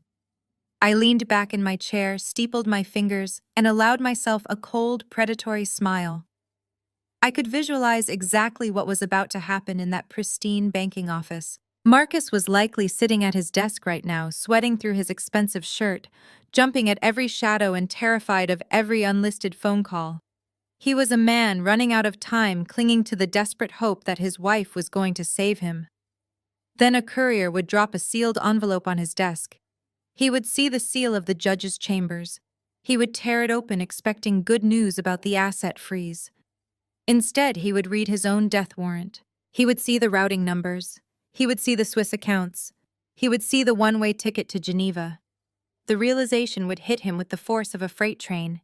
He would realize that Chloe never had any intention of paying his $5 million debt. She had used his vulnerability, manipulated his parents, and orchestrated the entire smear campaign against me just to get her hands on the vault. She was going to take the $15 million, take his sons, and vanish across international borders, leaving him completely exposed to the violent men who were threatening to break his legs. The paranoia would consume him instantly. He could not call the police because he was tied to illegal gambling debts. He could not confront me because of the restraining order. He could not complain to my parents because they would never believe their flawless daughter-in-law was capable of such a betrayal. His only option was to confront Chloe. He would go home tonight and look at the woman he married, the mother of his children, and he would see a predator who was actively plotting to leave him for dead. The perfect photogenic marriage my mother prized above all else was about to become a war zone. They would smile for the cameras, but behind closed doors, they would be tearing each other to pieces. Marcus would be watching her every move, waiting for her to betray him, while Chloe would be completely oblivious to the fact that her husband suddenly viewed her as his executioner. The bait was in the water. The trap was armed. All I had to do now was wait for the venom to take effect and watch them bleed out before they even stepped foot inside the courthouse. The green dot on my tracking software blinked once before coming to a complete stop at the exact coordinates of Marcus' investment firm. I watched the screen with cold satisfaction. The courier had made the drop. Now the poison would do its work. Across town, inside a glass-walled office overlooking the financial district, Marcus was already unraveling. He sat at his mahogany desk, his tie completely discarded, staring blankly at his computer monitor. His phone buzzed endlessly with blocked numbers. The loan sharks were reminding him that his time was rapidly evaporating. When the untraceable courier dropped the heavy manila envelope onto his desk, Marcus nearly jumped out of his expensive leather chair. He saw the fake judicial seal I had meticulously printed on the front. He tore it open with shaking hands, desperate for a lifeline. He expected an official confirmation of the asset freeze. He expected a guarantee that the $15 million was finally his. Instead, he pulled out the Swiss bank routing documents. Marcus stared at the papers, his blood turning entirely to ice. He read the account details. He saw Chloe's name listed as the sole beneficiary of the offshore vault. He flipped to the next page and saw the travel itinerary. A one-way first-class ticket to Geneva. Luxury chalet rentals in the Alps. 2 children listed on the manifest. 0 husbands. The air rushed out of his lungs. The pristine walls of his office suddenly felt like a shrinking cage. Every single detail I had planted hit his deepest, most primal fears. He remembered how aggressively Chloe had pushed for the conservatorship. He remembered how quickly she had suggested cutting me out completely. She had framed it as a desperate move to save their family from his massive debt. But looking at these documents, a horrifying new reality crashed down on him. She was never going to pay the $5 million to the men threatening to break his legs. She was going to seize the entire $15 million, transfer it to a jurisdiction that ignored American subpoenas, and leave him to face the syndicate's wrath entirely alone. Marcus crushed the papers in his fist. He could not scream. He could not smash his keyboard. He was trapped in a glass office surrounded by colleagues who still believed he was a financial genius. He shoved the crumpled documents into his briefcase, grabbed his coat, and practically ran to the private elevator. When Marcus unlocked the front door of his immaculate suburban home, the silence felt deeply sinister. He walked toward the living room and found Chloe. She was sitting perfectly positioned by the large bay windows, adjusting a ring light. She was dressed in a conservative beige dress, rehearsing her victim narrative for the upcoming court appearance. She looked up and offered him a flawless, manufactured smile. "You are home early, darling," Chloe said, her voice light and musical. "I was just practicing what I'm going to say to the judge tomorrow. We need to make sure we sound completely unified. We have to show everyone how much trauma Nia has caused our family." Marcus stood in the doorway, his briefcase feeling like a block of lead in his hand. He looked at the woman he had married. He looked at the blonde extensions, the expensive jewelry, the serene smile. For the first time in his entire life, the golden child saw the absolute rot hiding beneath the gold. Unified. Marcus repeated his voice barely a whisper. His heart hammered against his ribs. Yes, Chloe, we are completely unified. Where are you planning to go after we win the case? Chloe blinked, her smile faltering for just a fraction of a second. A tiny, nearly invisible crack in her perfect facade. What do you mean, Marcus? We are going to pay off those horrible men. Then we are going to fix the family foundation. We will finally have peace. Marcus took a slow step forward. He wanted to rip the briefcase open.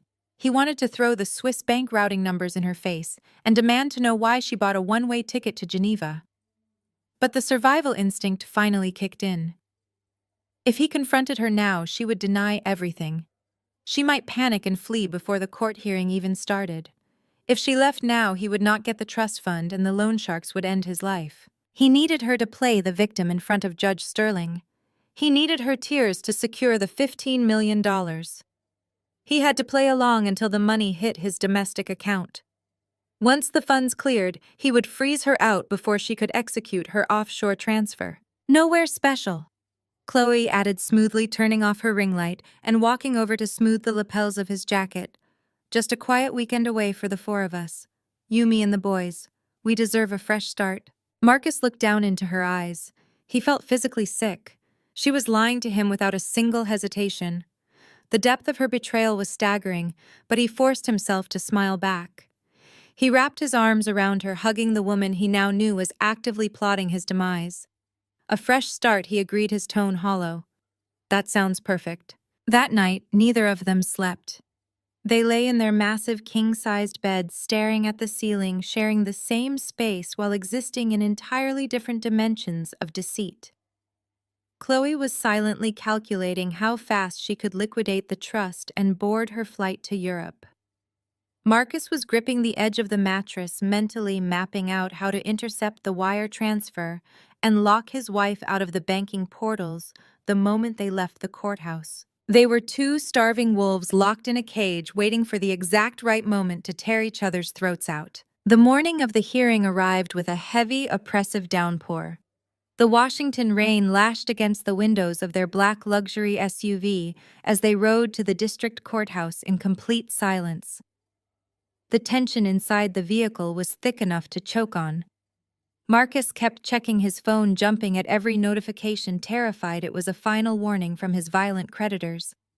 Chloe sat perfectly straight, holding a tissue, periodically checking her reflection in her compact mirror to ensure her makeup looked appropriately distressed. They pulled up to the imposing marble steps of the courthouse. The press had gathered outside, tipped off by Chloe's viral social media campaign. Cameras flashed as the doors opened. Marcus stepped out first. He reached back and offered his hand to his wife. Chloe took it delicately. She leaned against his shoulder, letting out a small, strategic sob for the cameras.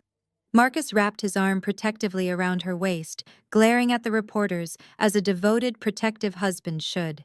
They walked up the courthouse steps together, a flawless portrait of marital solidarity. They looked like the perfect victims. They looked like a united front ready to defeat a hostile, unstable veteran. But beneath the tailored suits and the designer dresses, they were actively bleeding each other dry. The poison I had slipped into their ranks had done its job flawlessly. They were walking into Judge Sterling's courtroom, entirely focused on destroying one another. They had no idea I was waiting inside, ready to drop a federal anvil on both of their heads. The heavy bronze and gold of my Navy cross lay perfectly still against the polished mahogany table.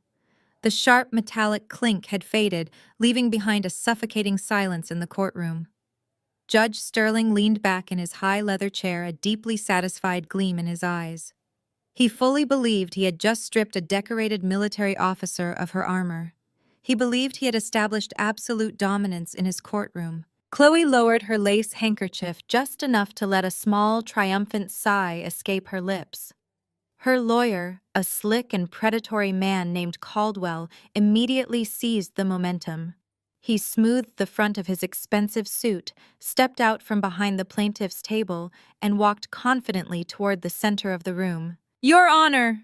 Caldwell began, his voice booming with theatrical gravity. Now that the courtroom has been secured from the defendant's aggressive and intimidating displays, we must turn our attention to the tragic reality of this case. We are not here to punish Miss Jackson. We are here to protect her from herself and to protect the Jackson family legacy from her rapid psychological decline. Caldwell walked back to his table and picked up a thick, securely bound medical folder. He held it up for the judge and the gallery to see. "I hold in my hands an independent psychiatric evaluation," Caldwell announced, his tone dripping with manufactured sorrow. This evaluation was compiled by a leading behavioral specialist who reviewed Miss Jackson's recent erratic behavior, her aggressive outbursts, and her documented history in active combat zones. The findings are deeply disturbing. The medical professional concluded that the defendant is suffering from severe, untreated post-traumatic stress disorder, coupled with acute paranoid delusions and hypervigilance. I sat perfectly still, my hands folded loosely in my lap. I did not blink. I did not object. I simply watched Caldwell weave a masterful, entirely fabricated narrative. I knew exactly what that folder contained. It contained forged medical opinions bought and paid for by the very same illicit funds Chloe had been washing for Judge Sterling. They had essentially purchased a fake diagnosis to legally brand me insane. Caldwell paced slowly in front of the bench, making sure every reporter and spectator in the gallery hung on his every word. According to this evaluation, Miss Jackson views her own family members as enemy combatants. He continued, pointing a sorrowful finger toward Marcus and Chloe. She suffers from a complete inability to regulate her emotions. She is hostile, unpredictable, and entirely unfit to manage a complex $15 million financial trust. Leaving that level of wealth in the hands of a woman actively battling severe paranoid delusions is not just irresponsible, Your Honor, it is highly dangerous. I slowly shifted my gaze away from the lawyer and looked past the wooden railing, scanning the second row of the spectator gallery. I found my parents. They were sitting side by side, dressed in immaculate, conservative courtroom attire. My mother, Vivian, wore a tailored charcoal gray suit with a single strand of pearls around her neck. She looked like the absolute picture of a grieving, concerned matriarch. But when my eyes locked onto hers, I saw nothing but pure, unadulterated ice. There was no sorrow in her expression. There was no maternal conflict. She sat with her spine perfectly straight, giving small, solemn nods of agreement as Caldwell read the horrific, fabricated lies about my mental health. She was actively watching my character be assassinated in a federal building, and she was endorsing every single word of it. Beside her, my father, Harold, proved once again to be a spectacular coward. He refused to look at me. He kept his eyes fixed firmly on the seal of the court mounted behind the judge. He was the patriarch who had built his reputation on integrity and logic, yet he was sitting in absolute silence while a hired lawyer told the world his daughter was a broken, dangerous lunatic. They had traded my sanity for their social survival. They had sold my freedom to protect Marcus. I moved my eyes back to the plaintiff's table. Marcus was completely ignoring his lawyer's dramatic performance. He was physically vibrating with a terrified electric energy. He sat hunched over the table, his knuckles white as he gripped his leather briefcase. Inside that briefcase were the forged Swiss bank routing documents I had planted on his desk the day before. The poison was actively destroying his nervous system. He kept darting furious, paranoid glances at Chloe. He did not care about the $15 million trust anymore. He only cared about intercepting the money before his wife could board her imaginary flight to Geneva. He was a man seconds away from total systemic failure. Chloe, however, was playing her part beautifully.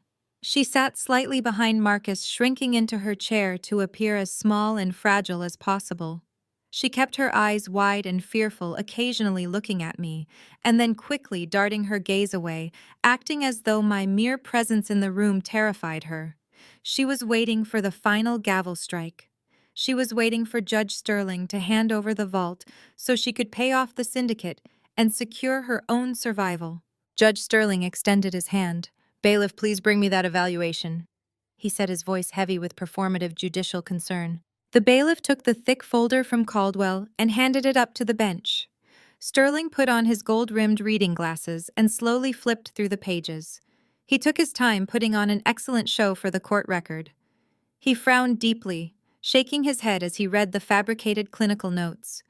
He was acting like a benevolent patriarch burdened with a terrible necessary duty. "This is incredibly difficult to read," Judge Sterling finally said, taking off his glasses and looking down at me with profound, patronizing pity.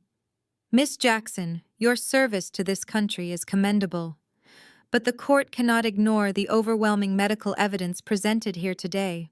Your family loves you. They have brought this petition forward out of deep concern for your well-being. The level of paranoia and hostility described in these medical files makes it abundantly clear that you are currently incapable of executing your fiduciary duties." Sterling picked up his heavy silver pen.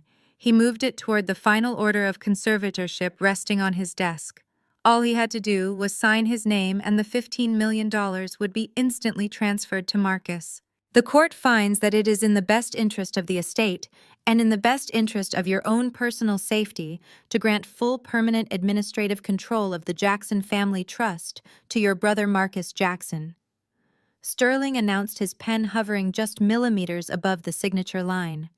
"Furthermore, the court orders that you submit to a mandatory state-sponsored psychiatric facility for a minimum observation period of 30 days. A quiet, collective gasp rippled through the courtroom gallery. 30 days in a locked psychiatric ward. They were not just taking my money. They were taking my freedom. They were locking me in a padded room to ensure I could not interfere while they looted the accounts and paid off their illicit debts." My mother let out a loud, dramatic sigh of relief from the gallery. Chloe buried her face in her hands, pretending to weep with gratitude.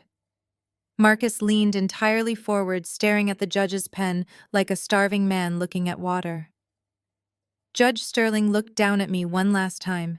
He expected me to scream. He expected me to break protocol, to shout objections, to give him the exact hostile reaction he needed to justify his ruling to the court record. "Miss Jackson," Sterling said, his voice echoing in the silent room, "do you have any final statement before I sign this order and remand you to medical custody?" I sat in my chair for 3 seconds of absolute, terrifying silence. I did not look at my parents.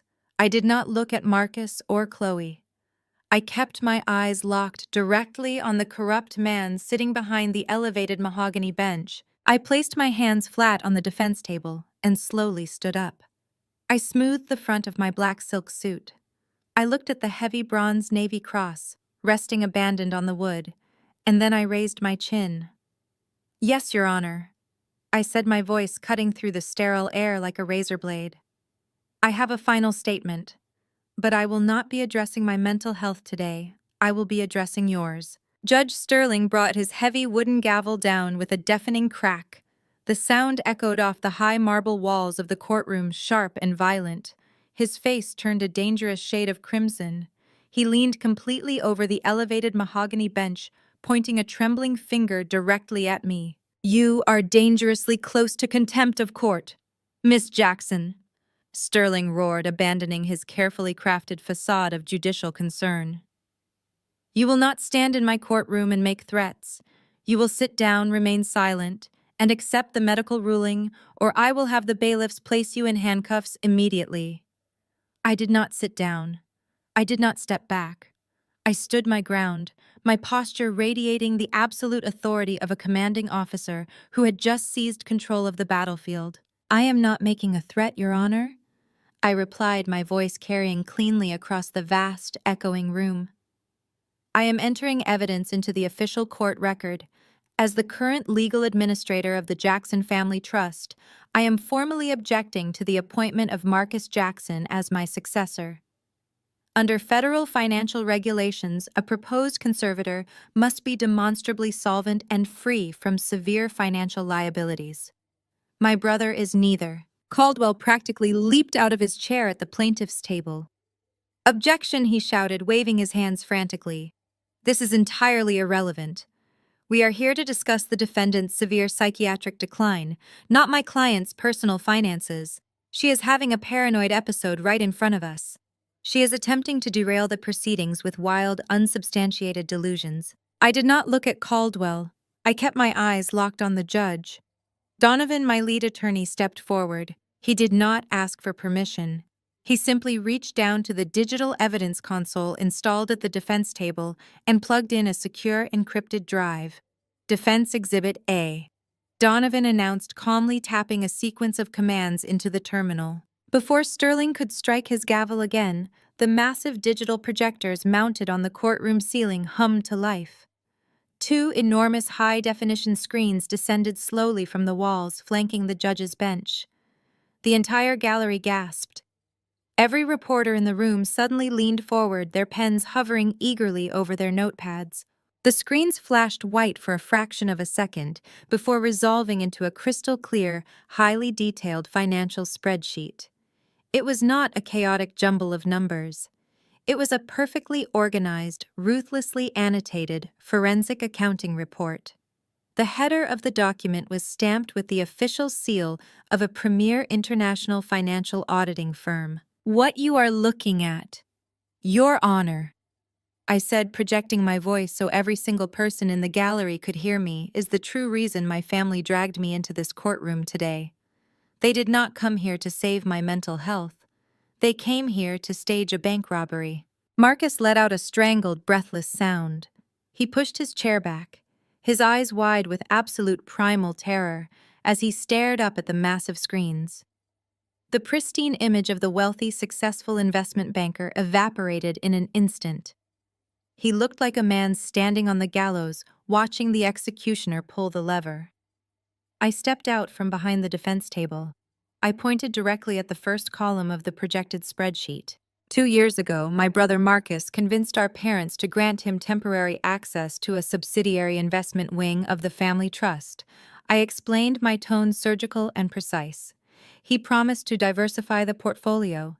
Instead, as the records clearly show, he authorized a completely unregulated wire transfer of $3 million to a fraudulent offshore cryptocurrency syndicate. He bypassed standard risk assessment protocols and lost the entire $3 million principal in less than 72 hours. A collective murmur of shock rippled through the spectator gallery.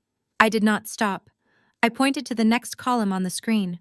When he lost that money, he was terrified of losing his status as the golden child of the Jackson family, so he desperately tried to win it back. 6 months ago, Marcus engaged in a series of highly leveraged, catastrophic short sells. When the market moved against him, traditional financial institutions refused to extend him any further credit. He was entirely locked out of the legitimate banking sector. Caldwell slammed his hand on the table. "Your Honor, I demand these screens be turned off immediately.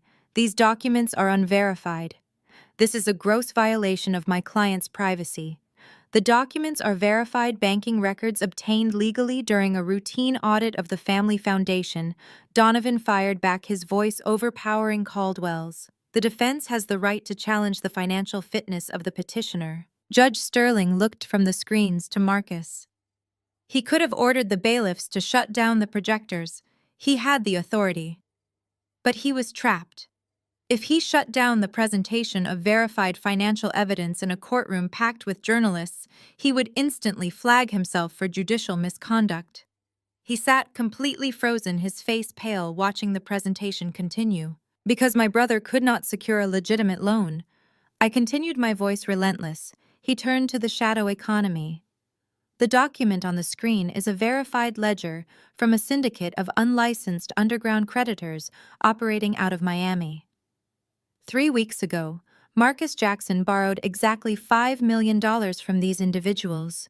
The interest rates are extortionate, the collection methods are violent, and the deadline for repayment expires in exactly 12 hours.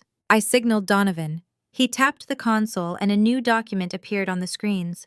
It was a digital copy of a threatening message Marcus had received featuring photographs of his own home and explicit demands for immediate payment. "The medical evaluation submitted by the plaintiff claims I am suffering from severe paranoid delusions because I locked Marcus out of the family trust accounts," I said, staring directly at the hired lawyer who had tried to brand me insane. "It claims my hypervigilance is a symptom of combat trauma. But as you can clearly see, I was not hallucinating an enemy. I was actively barricading the vault against a desperate, heavily indebted gambling addict who was trying to liquidate his parents' life savings to pay off a violent criminal syndicate. I am not paranoid. I am the only responsible fiduciary left in my family. I slowly turned away from the judge and looked past the wooden railing into the gallery. I locked eyes with my parents. Vivian and Harold were sitting frozen on the wooden bench. The transformation in their faces was spectacular and devastating. My mother, who had spent her entire life meticulously crafting the perfect social image, was staring up at the massive screens with her mouth slightly open. Her custom-tailored emerald gown suddenly looked like a tragic costume. The irrefutable proof of her precious son's catastrophic failure was being broadcast in glowing, high-definition letters for every country club rival and society reporter to see. All the lies she had told her friends about Marcus being a financial prodigy were turning to ash right in front of her. She realized in that exact agonizing second that Marcus had not pushed for this conservatorship to protect her. He had pushed for it to steal from her. He had orchestrated my public humiliation, weaponized my military service, and dragged the family name into a federal court purely to cover up his own pathetic, reckless gambling debts. Harold gripped the wooden pew in front of him so hard his knuckles were stark white. He looked at Marcus, his eyes filled with a mixture of profound shock and absolute crushing disgust. The son he had protected, the son he had allowed to insult and degrade me was nothing but a parasite. Harold had been willing to commit perjury to help Marcus steal my authority, blindly believing he was securing the family legacy. Now he realized he had been actively helping Marcus hand that entire legacy over to violent loan sharks. Marcus tried to speak. He looked toward the gallery, reaching a trembling hand out toward our parents. "Mom, Dad," he stammered, his voice weak and pathetic. "It is not what it looks like. I can explain. I was going to fix it." Vivian did not offer him a single word of comfort. She did not rush forward to protect him the way she had protected Chloe the night before. She shrank back into the wooden bench, her eyes wide with horror, looking at her golden child as if he were a complete stranger. The illusion was dead. The perfect son was a fraud, and the daughter they had discarded was the only thing standing between them and total financial ruin. I turned my back on my parents and looked at Chloe. She had dropped her lace handkerchief entirely. The fake tears were gone. She was staring at the screens, her jaw tight, realizing that her husband's financial incompetence had just been exposed to the entire world. But she still thought she was safe. She still thought her own dirty secrets were hidden in the dark. She did not know that Marcus was just the opening act, and the real execution was about to begin. I turned away from the plaintiff's table and walked slowly back to my own. My eyes never left the elevated mahogany bench. Judge Sterling was sweating now. The confident, patronizing patriarch who had rubber-stamped a fraudulent asset freeze was gripping his gavel so tightly his knuckles mirrored my father's. He knew the narrative had completely slipped from his control, but he still believed his black robe made him untouchable. I reached down and picked up the heavy bronze Navy Cross from the table. I held it up so the harsh courtroom lighting caught the metallic edges. "You ordered me to remove this medal at the beginning of this hearing, Your Honor," I said, my voice echoing clearly across the vast room. "You claimed it was an aggressive display of military authority. You claimed it was psychologically terrorizing my fragile sister-in-law, but we both know that was a lie." Sterling slammed his gavel. "Miss Jackson, I am warning you for the absolute last time. You have made your point regarding your brother's finances. This court will not tolerate further theatrics. You will step down immediately." I stepped forward instead. I held the medal higher. I was awarded this Navy Cross by the President of the United States. I continued easily projecting my voice over his frantic gavel strikes. But it was not awarded for standard combat deployment. It was awarded for a highly classified naval intelligence operation. 2 years ago, I led a specialized cyber task force that tracked, infiltrated, and entirely dismantled a massive international money laundering syndicate operating out of the Cayman Islands. The gavel froze in the air. Judge Sterling's face turned the color of wet ash. The blustering authority drained from his body in an instant, leaving behind a terrified old man trapped behind a wooden desk. My task force traced billions of dollars in illicit cartel funds being washed through domestic shell companies, I said, my eyes locking onto his with predatory precision. We tracked the digital footprints of corrupt politicians, dirty corporate executives, and federal magistrates who were using their positions of absolute power to facilitate international financial crimes.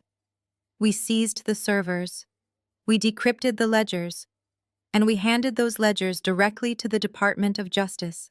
A lethal silence fell over the courtroom. The reporters in the gallery stopped breathing. Caldwell Chloe's expensive lawyer slowly backed away from his own table, suddenly realizing he was standing in the blast radius of a federal explosion. "You did not ask me to remove this medal because it intimidated Chloe," I stated softly, letting the undeniable truth hang in the air. "You asked me to remove it because you recognized exactly what it represented. You recognized it because the very same cartel accounts my unit flagged in the Caymans are directly linked to the offshore shell corporations you currently use to hide your bribes." "This is an outrage!" Sterling sputtered, his voice cracking into a panicked, high-pitched wheeze. "Bailiff, arrest this woman. Clear the gallery. I am holding this entire courtroom in contempt." The bailiffs shifted uneasily, looking at each other, but neither of them took a single step toward me. The authority of the bench had completely evaporated. "You thought you could sign a blind asset freeze and declare me legally insane before I could deploy the intelligence I gathered," I said, stepping right up to the wooden railing that separated the gallery from the bench. "You thought using my greedy, indebted brother as a smokescreen would keep the federal auditors away from your own dirty money. But you were sloppy, Your Honor. When you tried to bury a highly decorated intelligence officer, you forgot to check if she was already investigating you." Before Judge Sterling could utter another desperate threat, the heavy oak doors at the back of the courtroom violently swung open. The crash of solid wood hitting the marble walls sounded like a bomb detonating. A dozen armed federal agents flooded the center aisle. They moved with absolute synchronized military precision, their tactical vests clearly displaying the letters FBI in stark yellow print. "This courtroom is now under federal jurisdiction," a tall, sharp-eyed agent announced, his voice slicing through the immediate chaos. He marched directly past the spectator gallery, bypassing my completely paralyzed parents, and stepped right up to the wooden railing. Sterling dropped his gavel.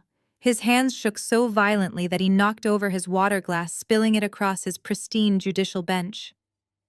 "You have no authority here," Sterling stammered, his voice cracking into a pathetic, breathless squeak. "This is a civil proceeding. I am a sitting federal judge." "Not anymore," the lead agent replied coldly, pulling a thick stack of warrants from his tactical vest.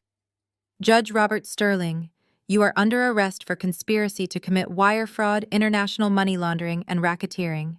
Two agents bypassed the legal tables, marched straight up the steps to the bench, and physically hauled the judge out of his high leather chair. The corrupt magistrate who had tried to lock me in a psychiatric ward just 10 minutes ago was now being forcibly restrained, his wrists yanked behind his back and locked into heavy steel handcuffs. Down at the plaintiff's table, the illusion completely shattered. Chloe scrambled out of her chair, her mask of fragile innocence entirely gone. She backed away from the advancing federal agents, holding her hands up in frantic, ugly denial.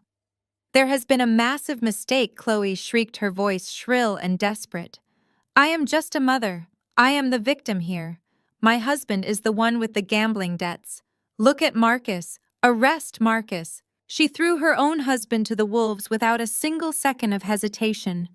Marcus stared at her, his face completely bloodless, finally realizing that the woman he married was a vicious predator who had actively planned to leave him to die. The lead agent did not even look at Marcus. He locked his eyes directly on my sister-in-law.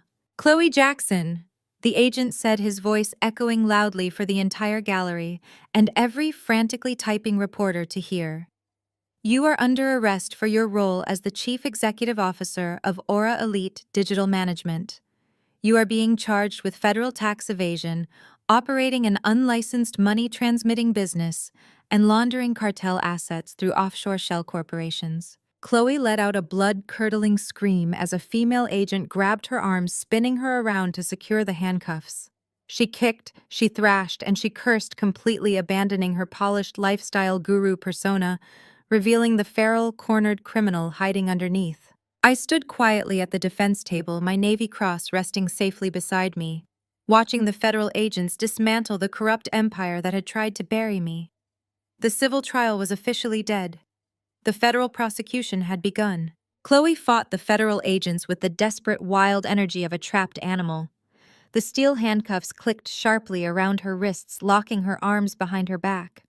Realizing she could not physically escape, she turned her absolute, unfiltered rage entirely onto her husband. "You stupid, pathetic loser!" Chloe shrieked, her voice cracking as she spat the words at Marcus across the chaotic courtroom. "This is all your fault. If you had not gambled away millions of dollars like an absolute moron, the feds would never have looked twice at my accounts. I was going to leave you to rot. I had the ticket to Geneva booked. You are nothing but a weak, pathetic liability, and I hope those loan sharks tear you to pieces." Marcus physically recoiled as if she had shot him in the chest. The pristine, arrogant investment banker was completely gone. He stood trembling at the plaintiff's table, his face devoid of all color, staring at the woman who had just confessed to orchestrating his execution. He finally understood the magnificent depth of his own ruin. His wife was a federal criminal bound for federal prison. The $15 million trust fund was completely out of his reach. He was absolutely broke, publicly humiliated, and still owed $5 million to a violent Miami syndicate that would be actively looking for him the moment he stepped out of the courthouse.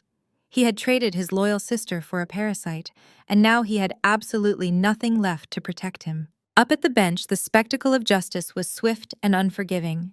Two agents hauled Judge Sterling down the wooden steps. The heavy black robes that had once been his absolute shield now looked like a heavy shroud. He dragged his feet, his face buried in his chest to avoid the flashing cameras of the press gallery. The wooden gavel he had used to try and break me sat abandoned on the mahogany desk, a useless piece of wood stripped of all its corrupt authority. He was not a god in this courtroom anymore. He was just another criminal being marched to a federal transport van. The spectator gallery was in absolute uproar. Journalists were shouting into their phones, live streaming the historic downfall of a federal magistrate and a high-profile socialite. The noise was deafening, a chaotic symphony of flashing cameras, shouting agents, and Chloe's continuous venomous screaming as they dragged her down the center aisle. Marcus collapsed into his chair, putting his head in his hands. He was a dead man, walking stripped of his golden child status, his marriage, and his future. He had tried to steal my life, and in doing so, he had completely engineered his own destruction. The chaotic din of the courtroom began to recede as the federal agents cleared the center aisle, leaving the heavy oak doors swinging shut behind them. I remained standing at the defense table, methodically organizing my legal documents. The storm had passed, leaving behind nothing but the absolute wreckage of the Jackson family. A sudden, frantic movement caught my attention. Vivian pushed past the wooden railing, her custom emerald gown looking wrinkled and entirely out of place in the aftermath of a federal raid.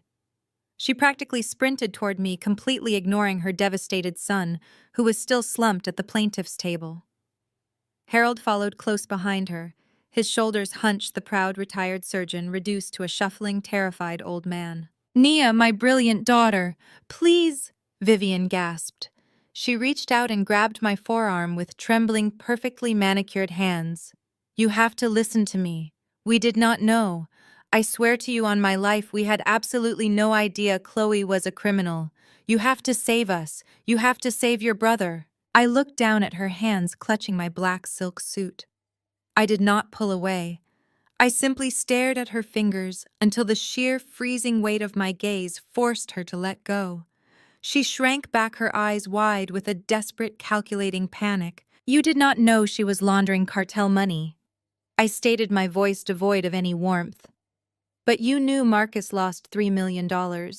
You knew he borrowed $5 million from violent loan sharks. You knew you were actively lying under oath about my mental health. You knew exactly what you were doing, Mother. You just thought you were going to get away with it." Harold stepped forward, attempting to summon a fractured shred of patriarchal authority.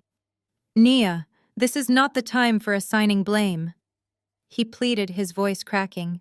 "Marcus is going to be killed. His investment bank will fire him by the end of the hour. The syndicate will come for our estate, our assets, everything we have built in this city. We are your family. We are your blood. I am deeply sorry we ever doubted your strength, but you have the $15 million trust securely in your name. You must wire the funds and clear his debt before it is too late." Marcus finally lifted his heavy head from his hands. He stumbled over to where our parents stood, looking at me with hollow, bloodshot eyes. "I am sorry, Nia," he choked out, dropping to his knees right there on the courtroom floor. "I was desperate. Chloe manipulated me. She poisoned my mind against you. Just pay the $5 million to the lenders. I will work for you. I will sign over my future wages. I will do whatever you demand. Please do not let those men find me." I looked at the three of them groveling at my feet. A mother who valued social status over her daughter's sanity. A father who valued a fake legacy over the truth. A brother who was entirely willing to sacrifice my freedom to cover his catastrophic gambling debts. Their apologies were utterly meaningless. They were empty words fueled by pure, unadulterated terror. They were not sorry for abusing me. They were not sorry for trying to lock me in a psychiatric ward. They were only sorry that their golden ticket to salvation had just slammed the vault door shut in their faces. I did not offer them a single word of comfort. I simply turned my back on their pathetic displays of desperation and walked calmly over to the defense table. My bronze Navy Cross was still resting exactly where I had left it. I picked up the heavy metal, feeling its solid, undeniable weight in the palm of my hand. With slow, deliberate precision, I pinned the metal back onto the lapel of my black silk blazer. It sat perfectly over my heart, a shining emblem of resilience that they had so foolishly tried to strip away. I turned to face my ruined family one last time. Vivian was still weeping on the floor. Harold looked completely hollowed out. Marcus was sobbing into his hands, entirely consumed by the violent reality of his rapidly approaching fate. "You told me earlier that this metal was just a piece of scrap metal," I said, my voice cutting through their pathetic cries with absolute chilling clarity. "But the people who wear this uniform are taught a very specific set of rules regarding engagement and survival. The most important rule is the one you completely forgot when you decided to launch a hostile takeover of my life." My family looked up at me, their faces pale and streaked with terrified tears. "We do not negotiate with traitors," I stated, my words ringing with absolute finality. "You orchestrated your own destruction to protect a lie. Now you get to survive the consequences entirely on your own." I picked up my leather briefcase and turned away from them forever. I walked straight down the center aisle of the courtroom. My heels clicked against the marble floor in a steady, victorious rhythm. I did not look back at the frantic shouting erupting behind me. I did not care about the syndicate coming for Marcus or the total financial bankruptcy awaiting my parents. They were ghosts to me now. I pushed open the heavy oak doors of the courtroom, stepping into the main corridor. The massive glass entrance of the building loomed ahead. As I stepped through the front doors, the brilliant, blinding afternoon sunlight washed over me, warm and absolute. I walked out into the radiant Washington air, my head held high, leaving the rotting, collapsed ashes of the Jackson family in the dark where they belonged. I did not need them. I was a sovereign empire, and my reign had just begun.